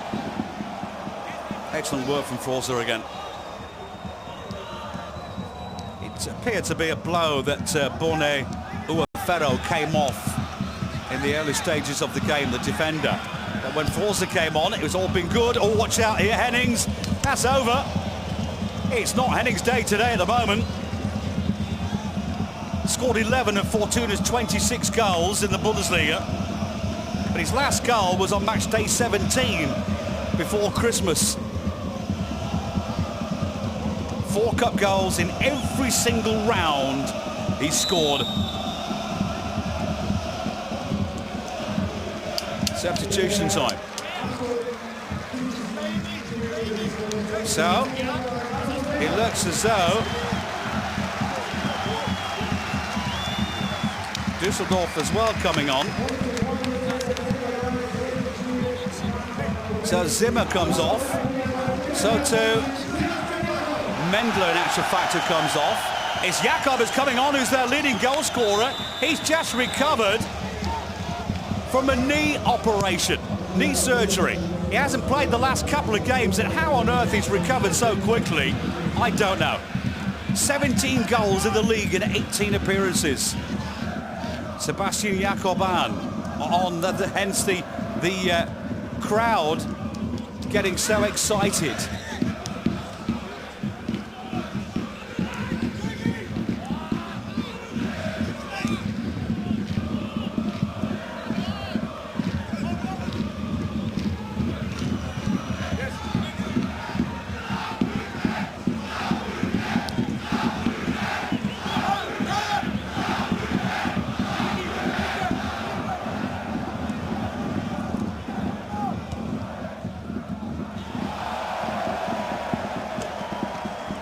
from the crowd. Ruven Hennings not able to get the better of the team here. We're going to have another substitution as well. This is getting all exciting. So Golly is coming on for Gillian Yorsha, who has literally run his socks off this tonight.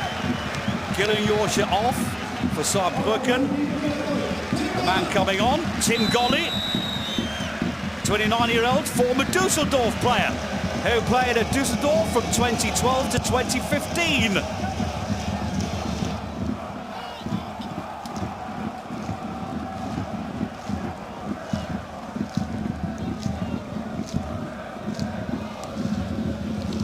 So, number 7, former Düsseldorf boy. We got 2 ex-Düsseldorf players on the pitch for Saarbrücken here. One of them has already been involved with the Canadian Forza. Let's see how Tim Golly can get involved here.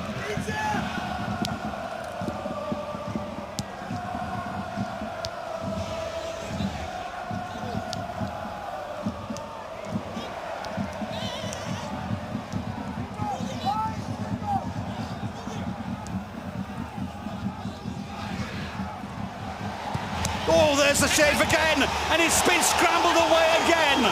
Time after time after time. This time Karaman and Ruven Hennings trying to get the better of keeper Bats. Hennings shot, stopped, and Karaman can't get there before it's cleared.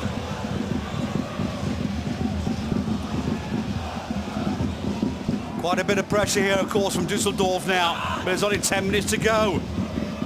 Up in the air from Jenica, sorry, and then that was a chance for a break there, but it's wave after wave of attack here from Düsseldorf. Yes.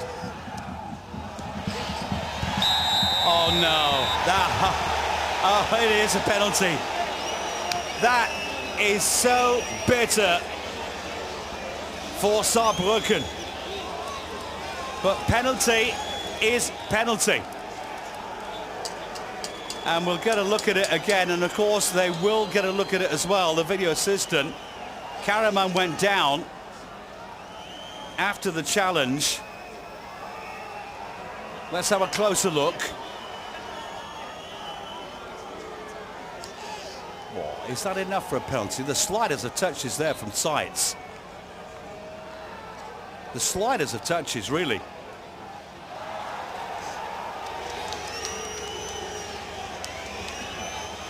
It's a touch, though, but it's the slightest of touches. There, yeah. See from that angle on Karaman. So, almost apologetically, Dennis Aytekin has given Hennings and Düsseldorf a way back in.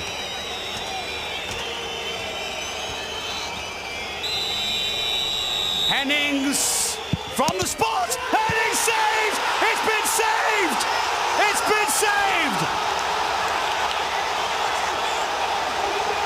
Bats is brilliant. Daniel Bats, the goalkeeper, is a warrior who won't have to buy his own pizza in Saarbrücken ever again.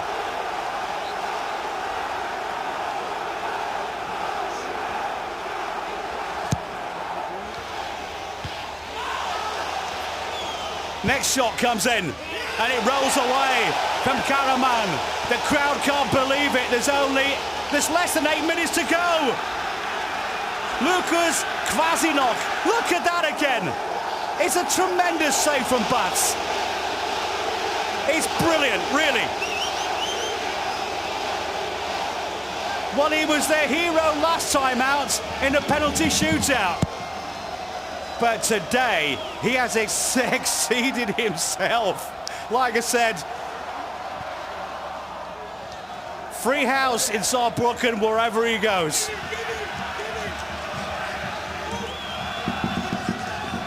All for it.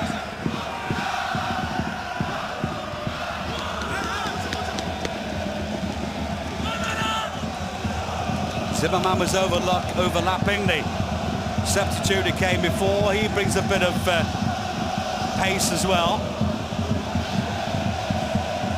tries to come down the wings. They've got another chance here from set piece, and a ball scrambled away again. As that clocker ticks, 84 minutes gone.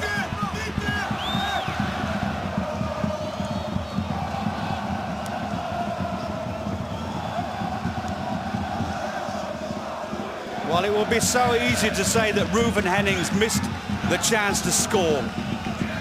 But I think it was Daniel Batts who took the chance to save.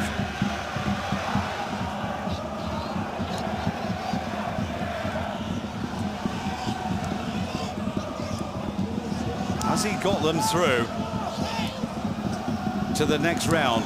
And the next round of the Cup, football supporters out there, is the semi-final.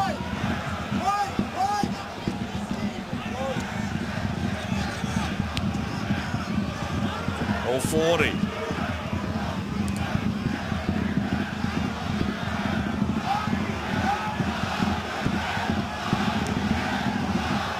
Well, you can see here that Saarbrücken are getting all the bodies behind the ball now. Who can blame them? But can they withstand the pressure for those 5 minutes? There has been some pressure, and so far they've stood tall. But the Bundesliga team trying to take their last opportunities now. And this is Hennings, and that's over. And the crowd love it. As far as they're concerned, he can do that all day.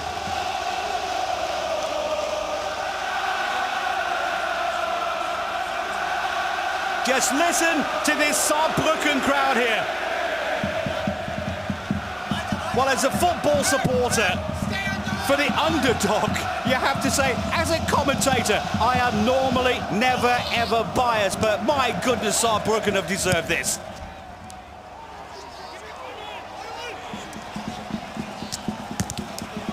Karaman, no way through. Been nicked away from him.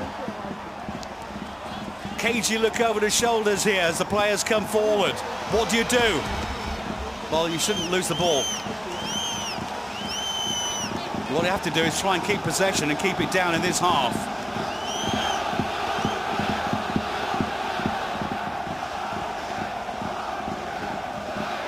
Zimmerman.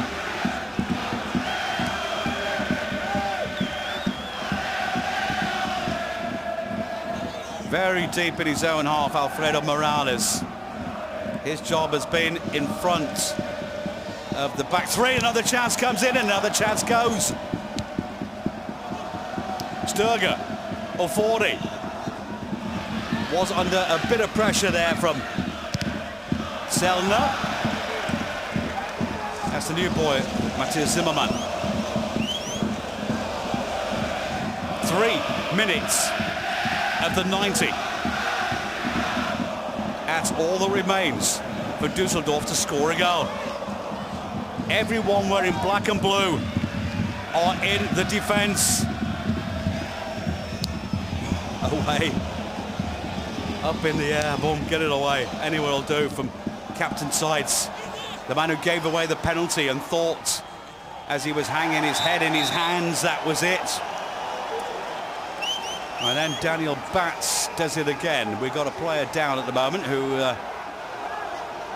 needs a bit of a breather. I think they all do. Tim Golly, the substitute who came on, doesn't really need a breather, but it does waste a bit of time.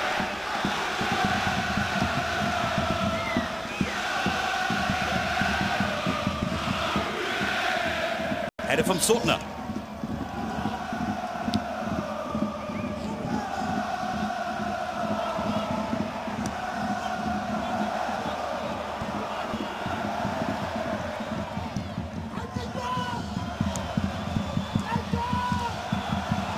That's a throw-in for the visiting team.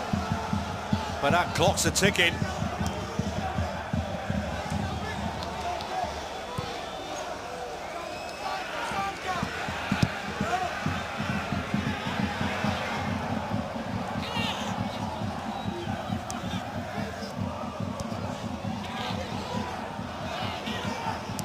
Sturger.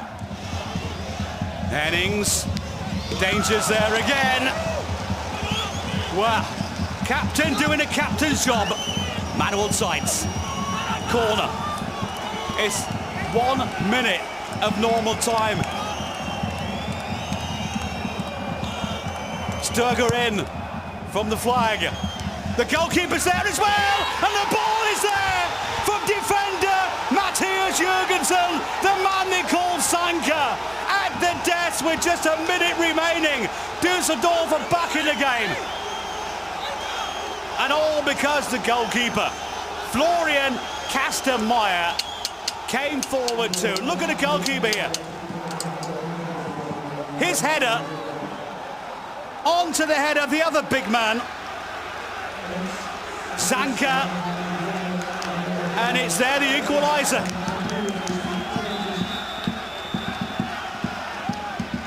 My goodness. Sometimes you need a lot of luck in football. It's a lot of luck for Fortuna Düsseldorf with just a minute to go before the final whistle that they are actually back in the game. But they produced their own luck there. Dealing the final throw of the dice as Florian Kastenmeier came forward, the goalkeeper. 4 minutes have been added on. If after 4 minutes it's still 1-1, we'll have 15 minutes each way. This game will be extended unless one of these two can find a winner.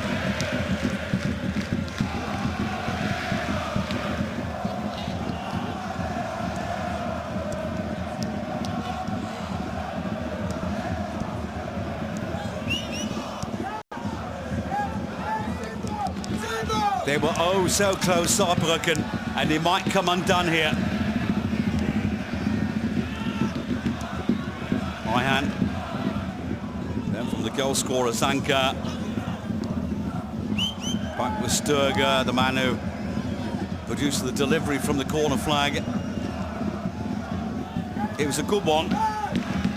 And to be perfectly honest, the defence from Saarbrücken didn't quite have Kastenmeier, the goalkeeper, on the radar. I know he's wearing a yellow shirt, and it's plain to see. But, yeah, like I said, the last throw of the dice, and it's worked.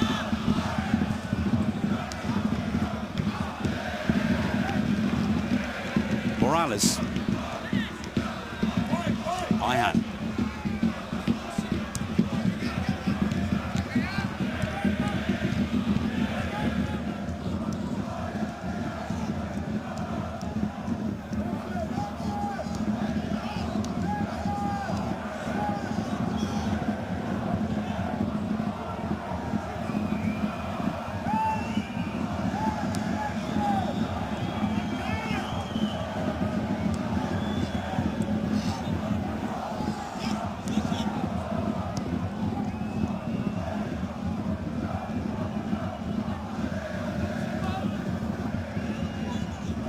So what do you do in this kind of a situation?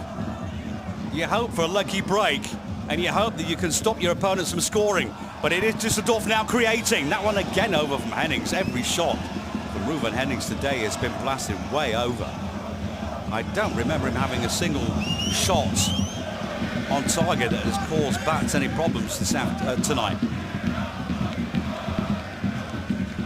What a fight his boys have put in today.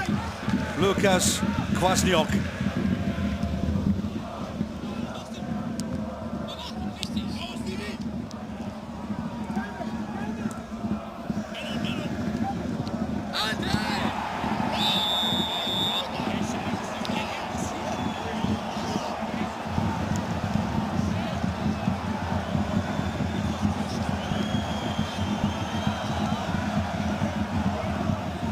So the table's turned a little at the moment here, but Saarbrücken have the ball in the what will be now the final 30 seconds of play. And somebody should tell them rather quickly, and in particular Tim Golly, to deliver that ball as precisely as possible onto the head of a blue and black. And they're trying it. Whoa. Now, defender Tellner was up front, and he's up front again, the number 5. He's never stopped. But nobody wearing that proud shirt of Saarbrücken tonight have stopped running. That's the last chance. And that means football supporters out there, just when we thought a minute or so ago that maybe Saarbrücken were going to go through to the semi-finals, that despite the fact it's got full time on there, it's not full time. It is not, don't touch that dial. It's not full time. That is wrong. It was the full 90. But now we have 15 minutes each way. And if then it's still 1-1, it's not full time either, because then we've got the penalty shootout. So what your commentator's going to do for a second here is just have a quick glass of water and just take in the atmosphere for a second. Do me the favour.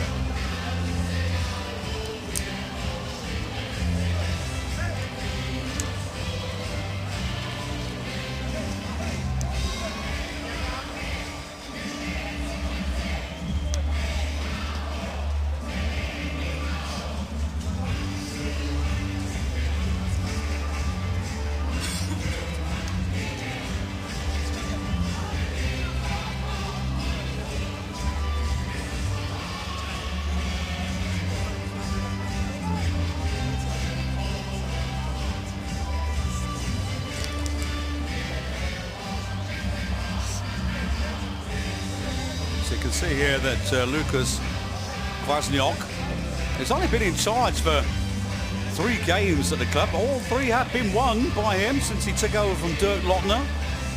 They're riding high at the moment at the top of the table in the 4th tier. Currently 6 points in front of their neighbours. They have the chance for promotion again. The winners of the Regionalliga Südwest will gain automatic promotion this time around. Currently top with 55 points after 22 matches. But all that is not going through Lucas Kwasniok and the boys in black and blue from Saarbrücken through their minds at the moment. What they want to do is win this game, and they were winning it. They were winning against Fortuna Düsseldorf until this happened.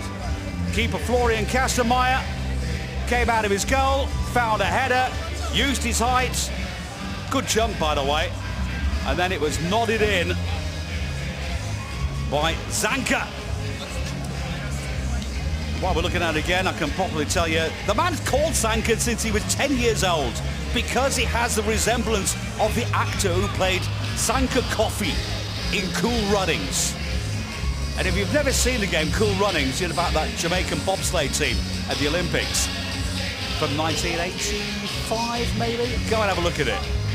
It's a true story.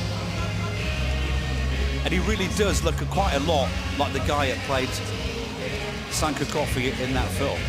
This was the miss. Oh, I thought you were going to show us the miss again. No, okay. It was Ruben Hennings who was denied from the penalty spot by Daniel Batz. We've got the toss for the next 15 minutes.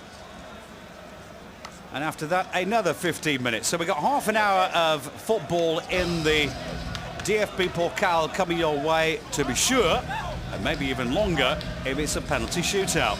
First goal of the game was scored by Tobias Jenicke with a lovely worked-out move. A tremendous strike, you can say, from FC Saarbrücken. And it took Düsseldorf so long, until a minute before normal time, before they were able to bounce back.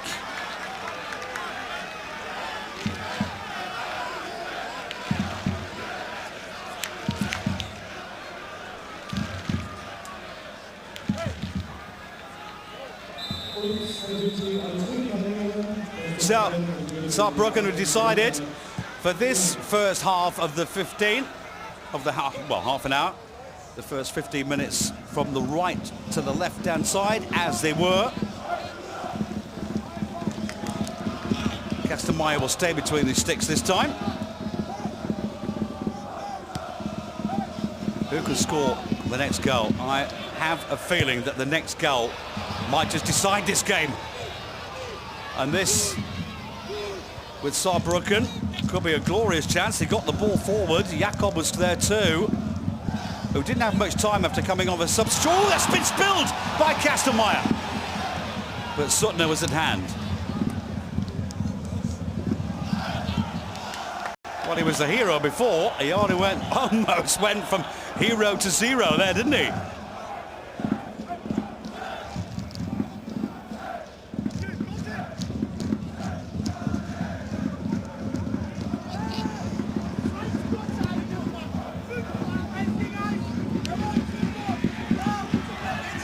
All 40. Overlapping is Tommy. No, sorry, not Tommy, it's Zimmerman. Tommy came off before. Same position. Matthias Zimmerman, they've just about won something there. If you put in a performance between the sticks like Daniel Batz has today, then you want to go all the way. Yet again, another kick from the flag. Sturger will take. Might get a chance for another cross too here. High as well. Still cleared. And there's a Ofori. Got a bit shy there of the ball. He had to because boots were coming towards him as well. But he's been a live wire, Kevin Ofori. Had a couple of shots himself on target that were dealt with by Daniel Batz. But what has Daniel Batz not dealt with tonight?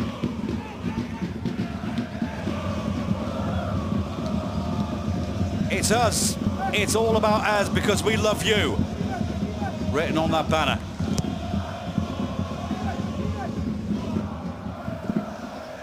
Us as in we. I think meant that.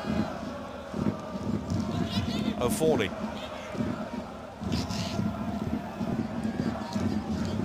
Karaman up front with the number 11 just waiting.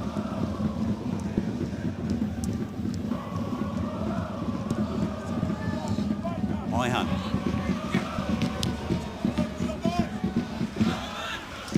One ball for Karaman that he shields well against Zellner, but he's also being pushed back by Zellner.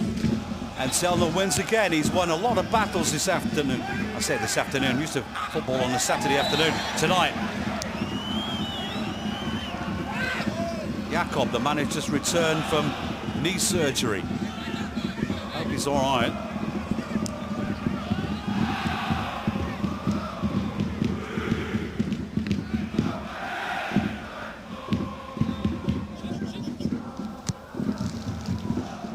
Long hopeful ball, but it came in well. Whoa, and it's been spilled again by Kastelmeier. We had Golly waiting in the centre for the rebound, which they didn't get, but that's a lovely move there. That's the kind of idea that can produce goals. Long, hopeful ball forward. If it's not dealt with by the defenders, there might be something on. So that was, again, Jakob, who immediately goes forward now. Golly in.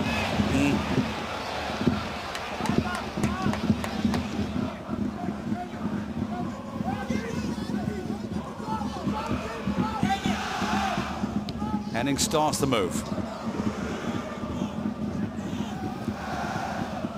Skripski. Hennings. Zimmerman. Floats it over. There's the header, but there's Batz yet again.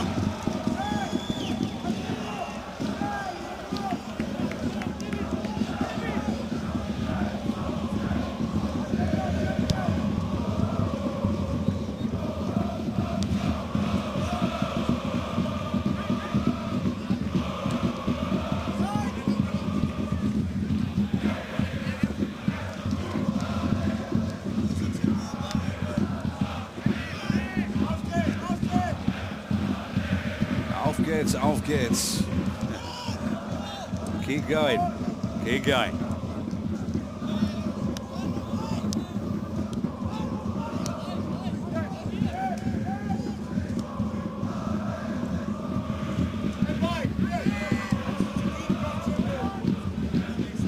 So Morales with a lot of time.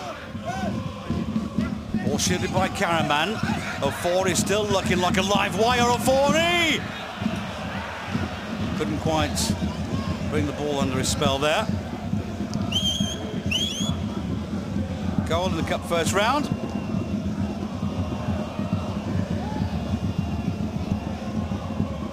Hasn't played in the Bundesliga, but I tell you what, with the kind of performance that he's played, has shown us this afternoon, he might be a good bet for the starting 11, the 18-year-old gone in. That huge game coming up for Fortuna Düsseldorf against Mainz away from home on Sunday in a relegation battle. But let us stick here with what is very much a live quarter-final of the DFB-Pokal.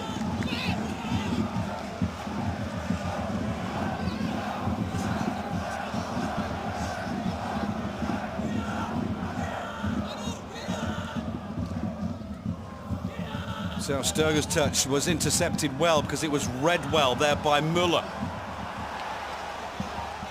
And here they come! Whoa, worming and trying to squeeze his way past the defence there. Lovely run from Forza. Well stopped at the end. He's got it back again, the Canadian. And he's still going. Left leg from Ayan kept it away. Here comes Saarbrücken! Oh, that was wickedly close without it going in. Almost getting there, Sebastian Jakob as well.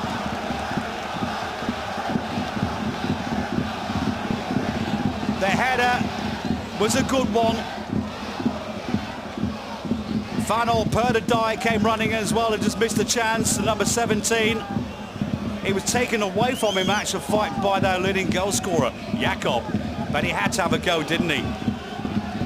But that's the kind of movement with a cross like that and Düsseldorf caught off guard that can give you a second goal.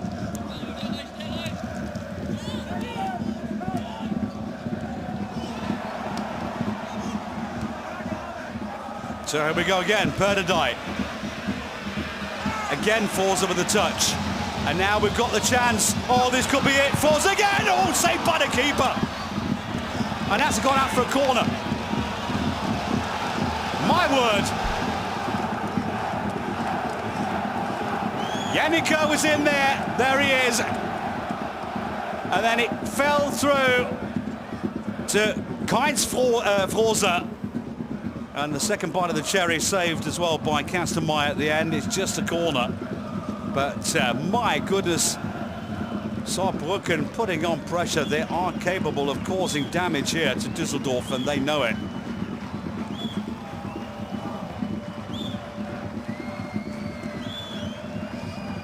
Golly will take the corner.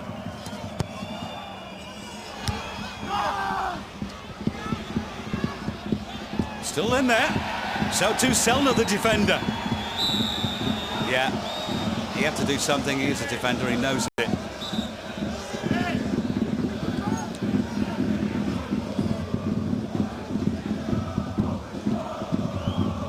But the defender quite willing to come forward as often as possible to try and help his team collect this victory, which would be quite historic.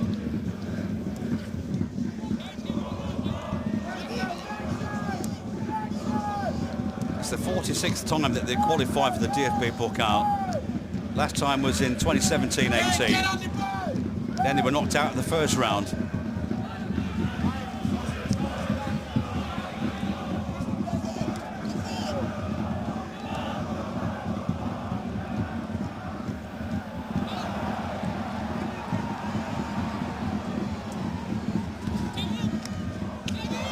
So, Jakob. Was under a bit of pressure there, but did well to come out of it. Starts his run. He's not 100% fit, you know, Jakob, but he's got a corner.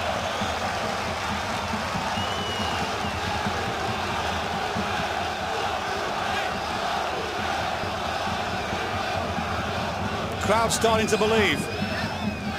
5 minutes of this extra time remaining after after the restarts and the full 90 minutes came to the conclusion of Saarbrücken 1, Düsseldorf 1. It's the home team, FC Saarbrücken, with a chance now again.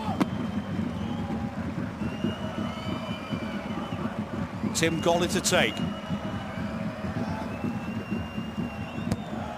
Golly in. Away by Suttner.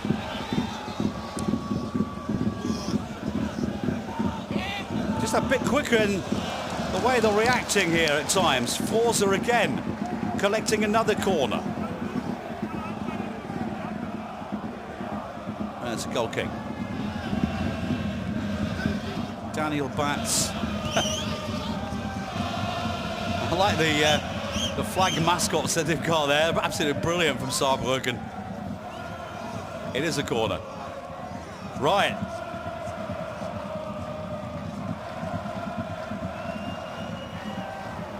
Former Düsseldorf player Tim Golly again from the corner flag for Saarbrücken. Oh, and that came off the post.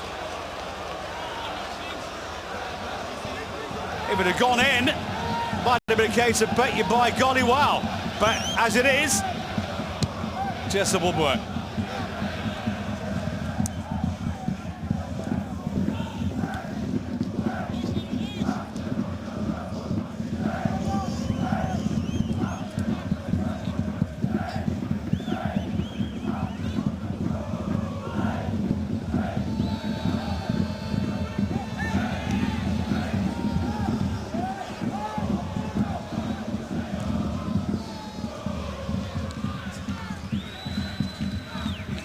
.40.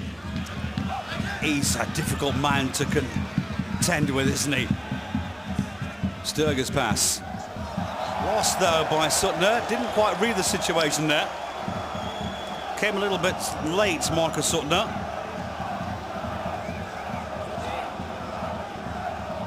So now, instead of Uwe Rösler and Düsseldorf with the ball, it's Saarbrücken. Was Saarbrücken, that was Morales. Karaman's pass, overlapping Zimmerman. This is Ofori.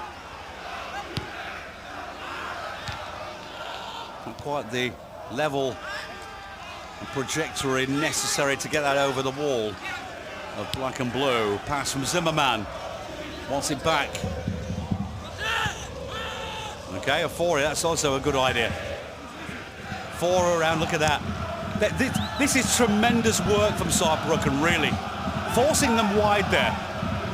Tactical brilliance from those 4 players. Not quite sure whether the boss told them to do that, but it was the right decision. And now, this has got to go! Almost lost there. On the break.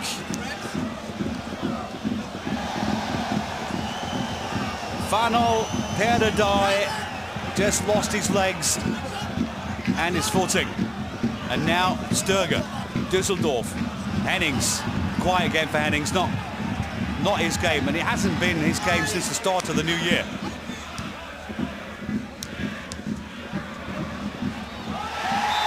That's a foul. And if it is, it's a good position. Mana got the equalizer. Zanka gives away a free kick here against Perdedai from Kosovo. He managed 8 Bundesliga matches with Hertha back in 2012, but otherwise also in the lower leagues. It looks as though Kelvin Ofori has run out of steam. Not because it's stamina that's missing, I think it's just because he might have got a knock as well. Oh yeah, that's the foul, definitely. Yellow card deserved that. That was a decent shooting position as well, so...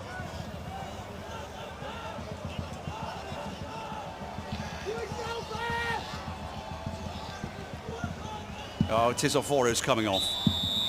So already on the pitch, Nana Ampoma. 24-year-old, also super talent. Free kick there for Saarbrücken! Oh, he didn't have to spill that one. If he'd have spilled that, it would have been in. There were 3 waiting. So that was the last kick of the first 15 of extra time. Taken well here by Bolly. But Casamaya was on guard.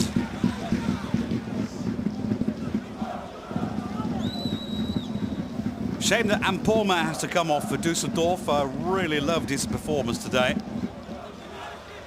Let's see what the new man can do. We've got, again, another 15 minutes.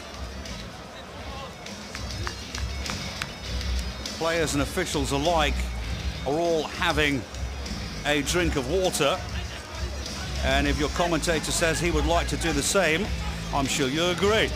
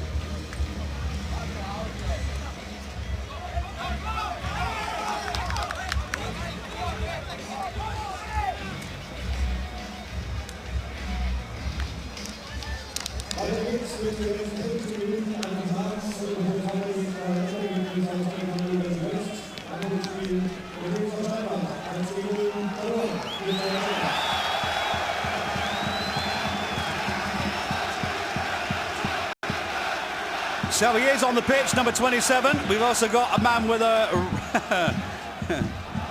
red cape, and no, it's not. It is not Superman. It's one of Düsseldorf's travelling supporters. What one of these two teams now would need would be Superman himself. We've seen quite a few Supermen.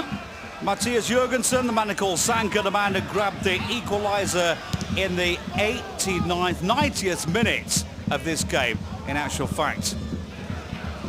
After the first goal was scored by Jenicke earlier on in the first half. Since then, we've played 105 minutes of football. That's Ampoma. He's got fresh legs, and they are rather fast too.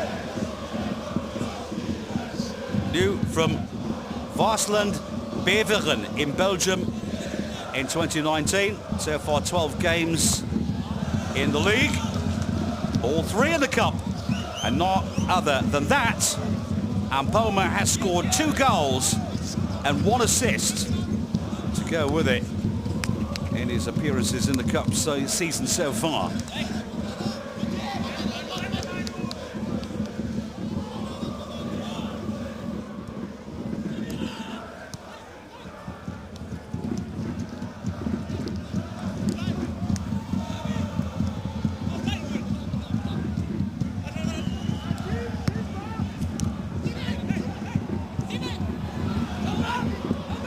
Guarded well.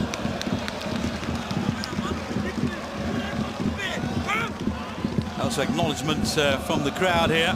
They've really seen something special today, once again. But quite often, you could say they're getting used to it now. The supporters from Saarbrücken, they often need extra time. They've given their fans their money's worth, you could say, in the DFB-Pokal. In terms of excitement,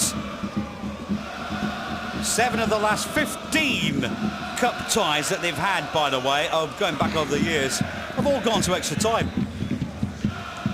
That's almost half. All right, I know I'm not a mathematician. Let's say it's 47%. 3 of those games also went to penalty shootouts. What does that tell you? It's very difficult to beat Saarbrücken. And Düsseldorf know that now.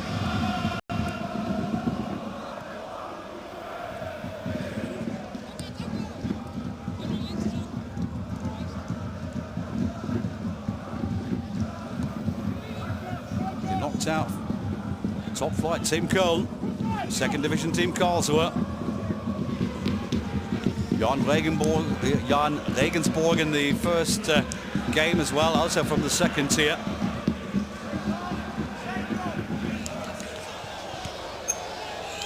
He's got pace. He's going to be a handful now, because he also wants to prove himself.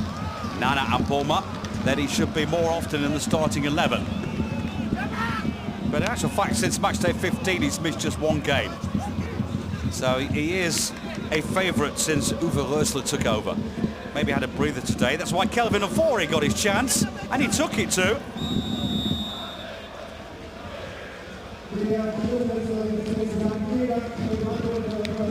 So one last throw of the dice. Off will be coming Fanor Perdadei, who's done so much in midfield. The former Kosovo international. He's the only international they've got here, but that was a long time ago. So Perdadei comes off, their most experienced player in the cup. And now it's Andrist who comes on from Switzerland. Stefan Andrist, 3 times Swiss champion with Basel, and also a Swiss Cup winner in 2012. He's got the silverware. Can he claim something for Düsseldorf today?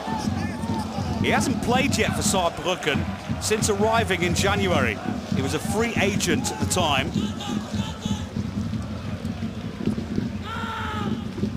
He'll be able to roam free now. The number 37, he's a winger come striker. It's Düsseldorf now. Skripski, and then the header from Ampoma. Weak effort, actually. And after the saves that we've already seen here from Daniel Batz, that was one of the easy-peasy ones.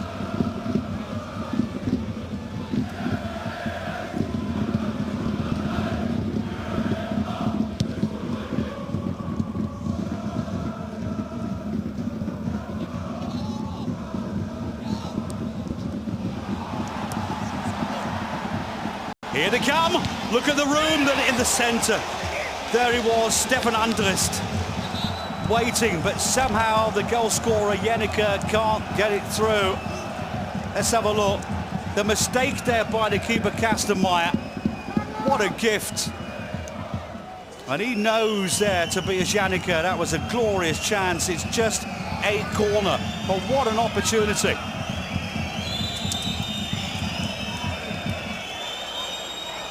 Now from the corner flag. And again, the ex-Düsseldorf player, Tim Golly.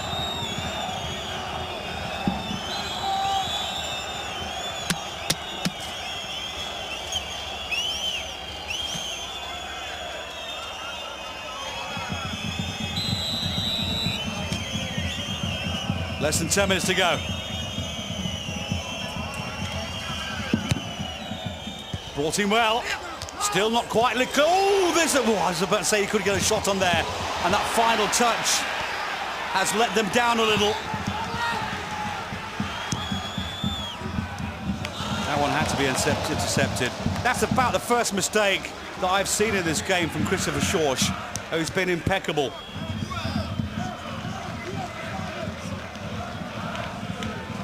A bit more composure. There might have been a shot on there. This stage of a cup game, of course, any shot towards goal now with a slight deflection can really go in, can't it?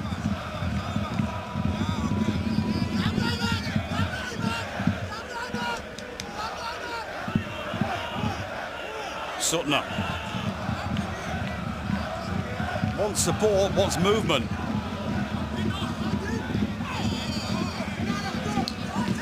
Moraes was rather static there, but it's definitely not static, the Canadian. What a day's work at the office he's put in this set tonight. Really brilliant.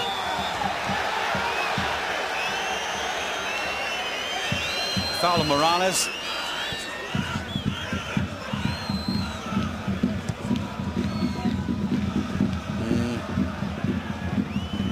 Referee got a better view than we did.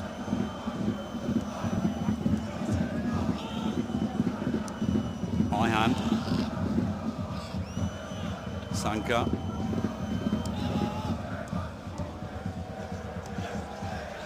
Again, Ihan.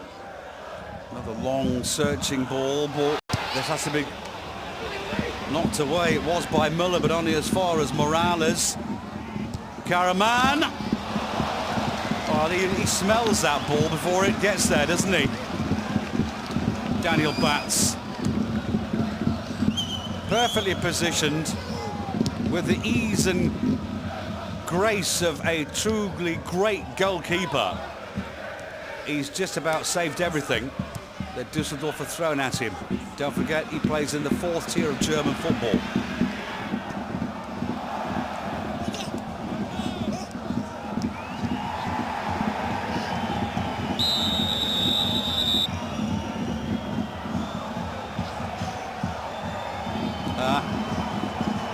Yeah, it's the correct decision, but you can imagine how they're feeling, these boys here.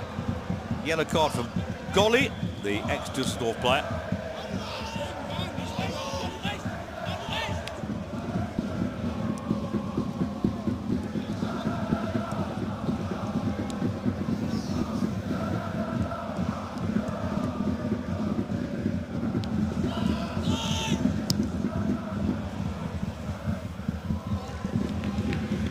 So after Morales' header, now with Ampoma. Still Ampoma. Forza. Don't lose that ball there, boys. Saarbrücken with Müller. Still passing confidently. Little touch from Golly, but intercepted by Zimmermann. Sturger for Düsseldorf. Nana Ampoma. Wow. Was nicked away from him.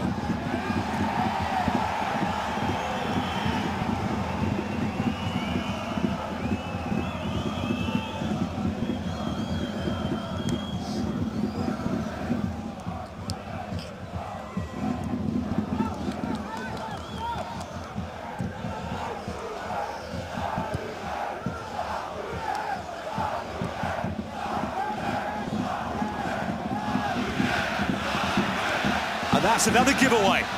Chance here for Saarbrücken, that's a foul.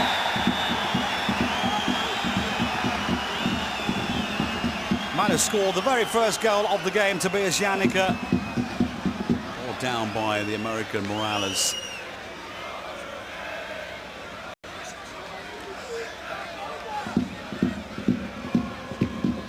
He had to get there now. Yellow card to go with it for Morales.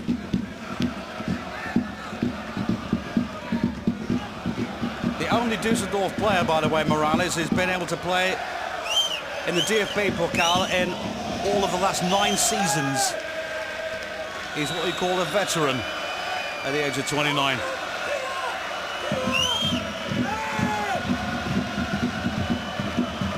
Golly again. It's too far. Despite the run from the centre-back, Christopher Schorsch, the man they call the mentality monster.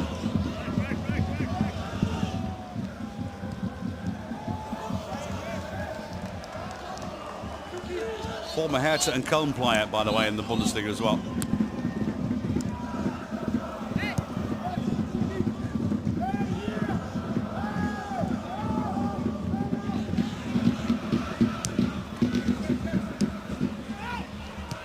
Karaman just slipped at the wrong time, and that has now enabled Saarbrücken the possession with Golly. He's got to find the right pass, and he has done. Andrist can't thread it back in now. That would have been a lovely little give and go. Oh, that is a red card. Well, colour yellow at least, but it's the way he pulled him down because it's unsporting behaviour. Kevin Sturger pulls his opponent down. It's a yellow card, but he let's face it, he could have had a shot on goal. And pulling someone down like that, watch this. That's a rugby tackle, not football. That's not a football tackle, it's a rugby tackle.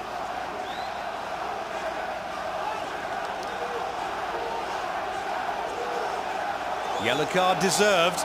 More importantly for Saarbrücken right now is they have a free kick that Florian Kastenmeier does not want to face with 2 minutes remaining. And that in extra time. We might even get extra time of extra time. And if this doesn't go in, we might have a penalty shootout.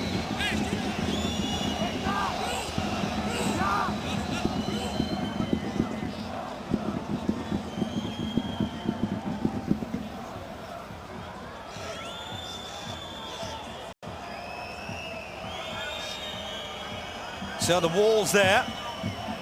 The referee has got everything sorted. And it's going to be Golly. Golly! Oh my goodness! What a goal that would have been for him. And he knows, the former Düsseldorf man. Spent 3 years at the club and he wasn't far away. He's not far away. But a miss is as good as a mile. Whoa! No, a little touch, too much from Stefan Andrist.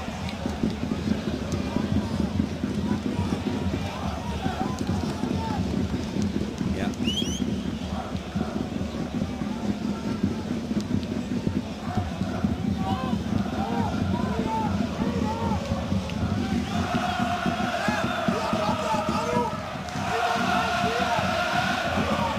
Uwe can't be as proud as Lucas Kwasniok is today.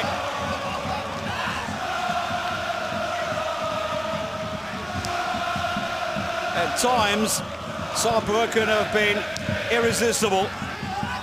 Certainly the level of the impetus that they put into this game, showing true courage right throughout the 120 minutes.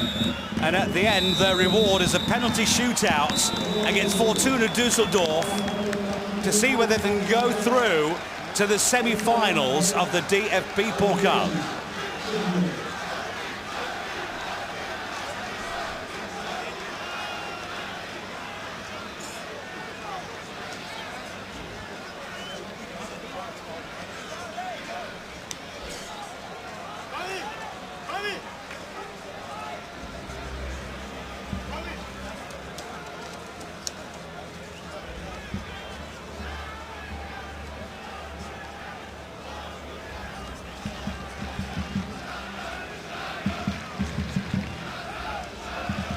So, it looks as though Karaman is up for a goal. Uwe Rösler just trying to find out who's going to shoot from the spot for Düsseldorf. I'm up for it, says Steven Scribsby. So I can tell you now, I can see that already. It's going to be definitely Karaman and Scribsky. And now they need a few more. Same thing applies to Saarbrücken. Who are they going to play? And we're going through the notes here. Daniel Batz, that goalkeeper, doesn't need any notes. If the ball comes towards his net, he might just save it. He's done that right throughout the 120 minutes on so many occasions. Well, it's Florian Kastenmeier on a couple of occasions did actually spill the ball. I don't think Daniel Batz did that. Well, brilliant saves in this game. He really has kept his team in the reckoning for the semi-final of the DFB Pokal. He was the hero before. He still remained the hero, but he could make himself into a superhero.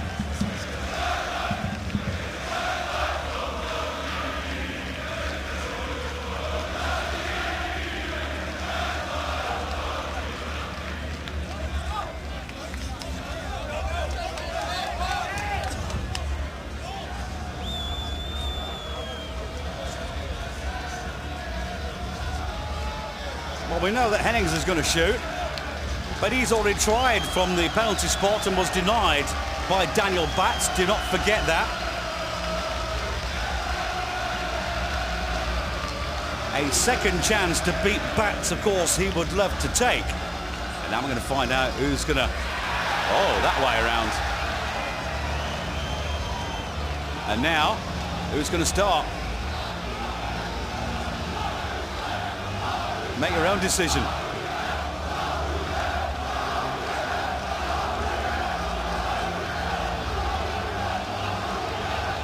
Well, not only the game is shared spoils at the moment, also the toss of the coin.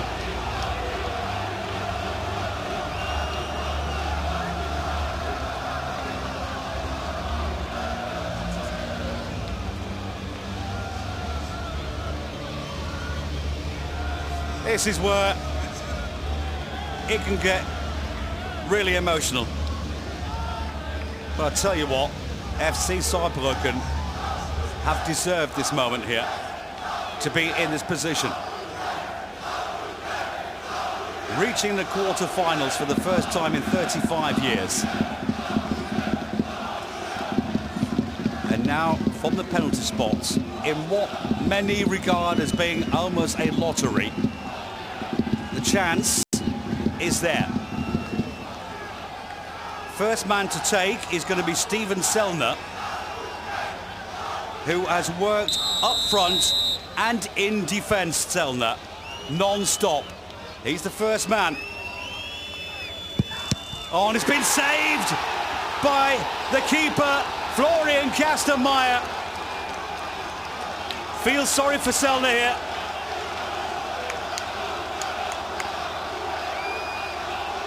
But it's a good save from Kastenmeier.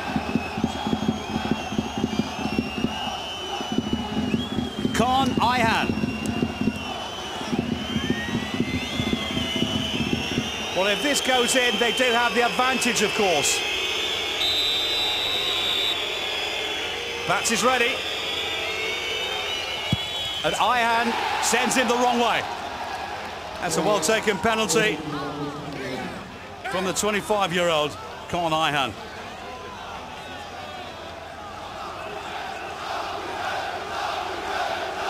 So at the moment, leading 1-0 on penalties.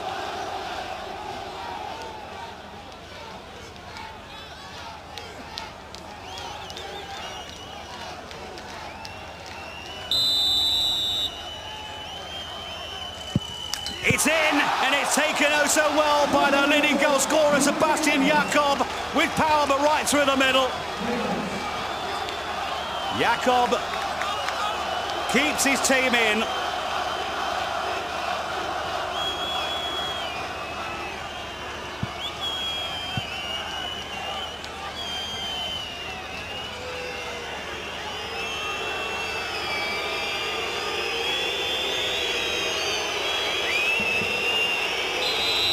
Ruben Hennings, and in.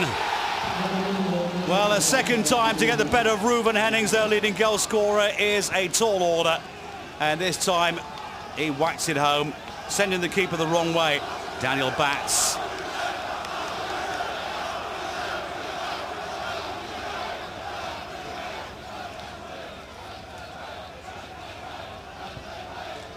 It's Manuel Seitz, the captain.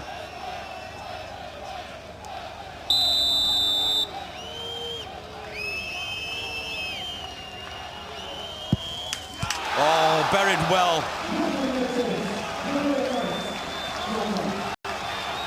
So we're back all square. Almost. Don't forget that the home side started first. But at the moment, 2 penalties apiece. 3-3 on the score sheet after the 1-1 after the 120 minutes. And now,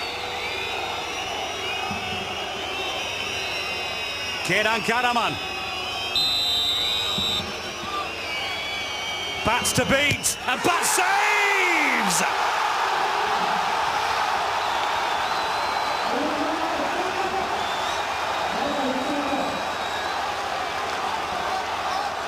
It's not a good penalty, but let's not take anything away from this goalkeeper. With his legs at the time, he's actually going the wrong way. And Karaman went through the middle. And now, it really is all square.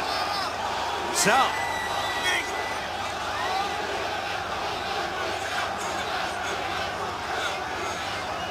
after that Karaman miss. Oh, that's been missed too! Saved out by the keeper.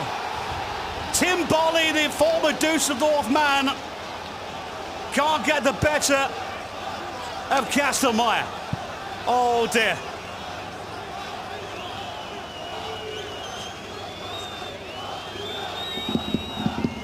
So they can go in front again here, Düsseldorf. 2 missed penalties for Saarbrücken with Selner and Bolly. A miss from Karaman. And now the chance for Zimmerman. Or Skripski in. Well done. Well taken penalty there. No chance for the goalkeeper at all. So now they have to score, because at the moment they are trailing. And now who's going to take it? It's going to be Schorsch, isn't it? Christopher Schorsch, the man they call the mentality monster in Saarbrücken. Can he bury it? He can! They're still in it. They're still in it.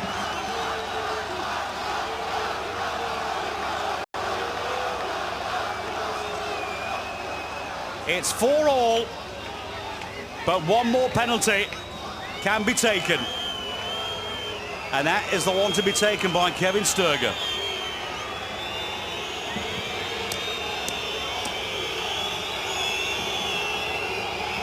He's normally pretty cool. Can he keep his cool in this situation? This shot, and Düsseldorf are through to the semi-finals of the DFB-Pokal. Oh, and it's been saved! It's been saved and off the post again! Daniel Batz, you are absolutely marvellous. Batz does it again.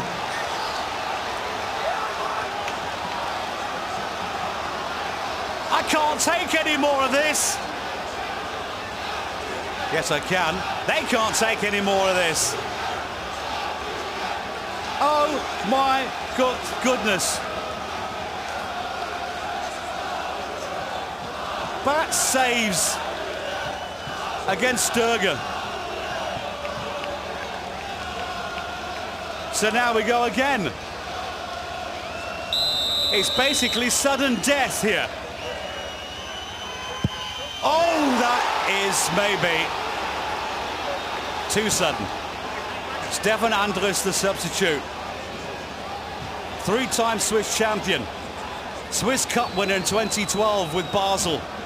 Blasts the ball over with his first game played for Saarbrücken since arriving in January. Oh dear. This, again, as we said, it's sudden death here. Daniel Batz again, up against Zimmerman. Matthias Zimmerman! You cannot believe this man! You cannot believe him! But he believes in himself. Batz has just saved again.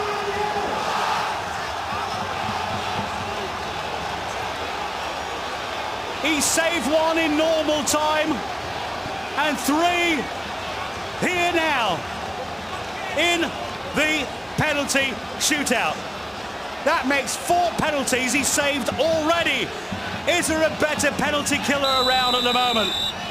Oh my goodness, Florian Kastelmeier now. Up and not. It's in from Freuser, the Canadian. Freuser scores as well.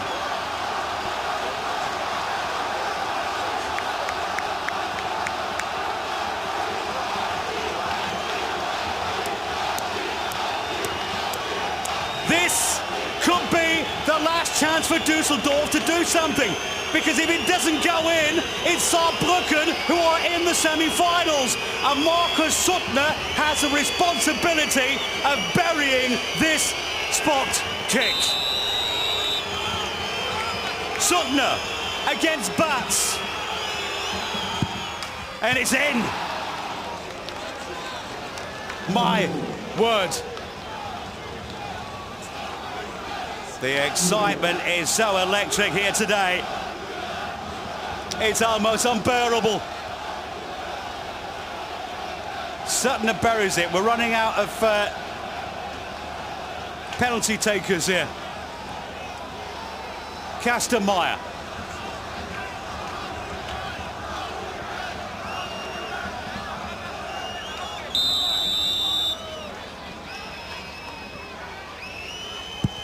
It's in! And it's been taken well by Barilla. Anthony Barilla, the 22-year-old, former Leipzig youth.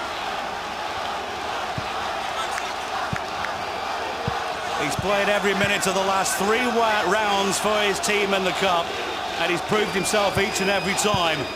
So now they're in front again, 6-5 with the penalties. And again, same old story. It's sudden death. If this goes in, they're still in. If it doesn't, they're out, and it's in for Mampoma.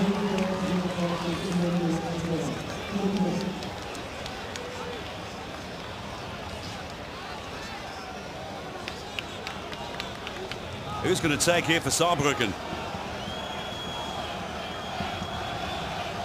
6-6 on the score sheet.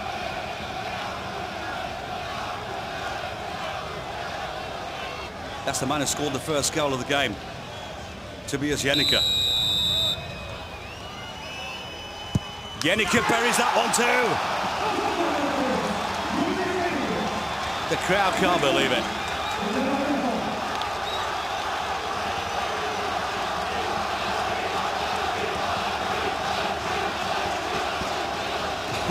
It's unbelievable. It really is unbelievable. What a cup fight! What a cup fight!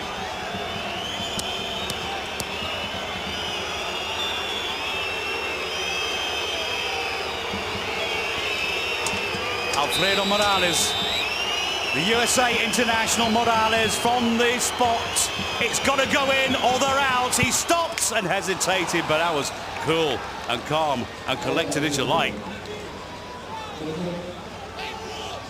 That's that little stop without stopping properly. Because once you actually stop your movement, then it's a false kick and has to be taken again. But carried on with the movement, so it's all good. So a simple story, folks. Who's going to miss? That one's in too. And also taken well by the left back, who had a fantastic game. Marius Müller. Once again, a man called Müller manages to find the target, this time from the 4th tier, and he's playing for Saarbrücken.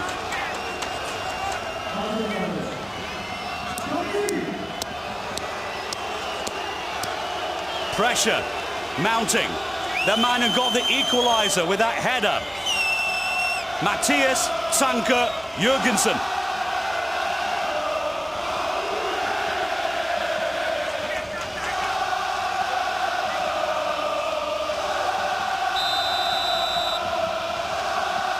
Sanker, Bats, and Bats saves!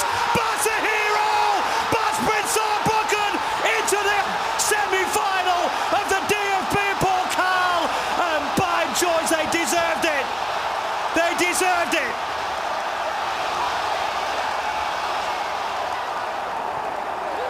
There's going to be a party in Saarbrücken that will never end tonight.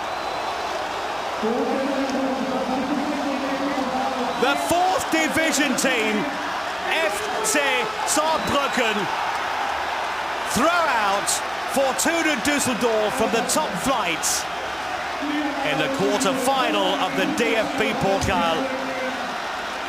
It's the first time ever that they have beaten Fortuna Düsseldorf, and they've faced them 13 times in various competitions.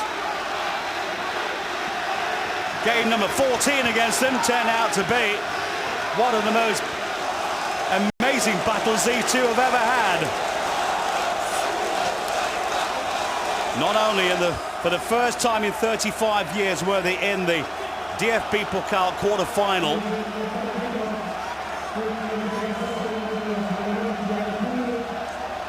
but they are also through to the semi-final. And you have to feel sorry for the Fortuna Düsseldorf supporters and players, of course. You've always feel like a Nelly at the end of the day when you're the guy that missed. Yeah. But let's be fair. This team Saarbrücken really thoroughly deserved to go through to the semi-final for the biggest fight. And look what it means! It's the biggest fight they've ever had, these young boys. The fourth tier. They looked like top flight candidates today. This was the miss. Or let us forget that. I'm not going to say miss again with this guy between the sticks. Daniel Bayer, he saved again. He's getting bigger and bigger. And Daniel Bayer is a man who now can walk around Saarbrücken and feel 25 feet tall. Because he has really got his team through to that semi-final. And let's not take anything away from Lucas Kwasniok's team, who fought right to the bitter end. FC Saarbrücken beat Fortuna Düsseldorf in the quarter-final of the DFB Cup. The German Football Association Cup goes for a next round for FC Saarbrücken. And who are they going to face then? We're going to find out. You have a look at who they could face. It could be Bayern. And you know what? The way Saarbrücken have been playing, they won't be bothered who it is. Just keep on going. Keep on going. And if you keep on going, you might just get what you want. My name's Gary Preston. What an enjoyable game today. I'm going to leave you now with the atmosphere here in this stadium where 6,800 gathered because their own stadium is still being rebuilt. But there's nothing that this man has to do to rebuild this team because they've got it. And today, they got the result they deserved. Saarbrücken beat Düsseldorf in the cup. Bye-bye now.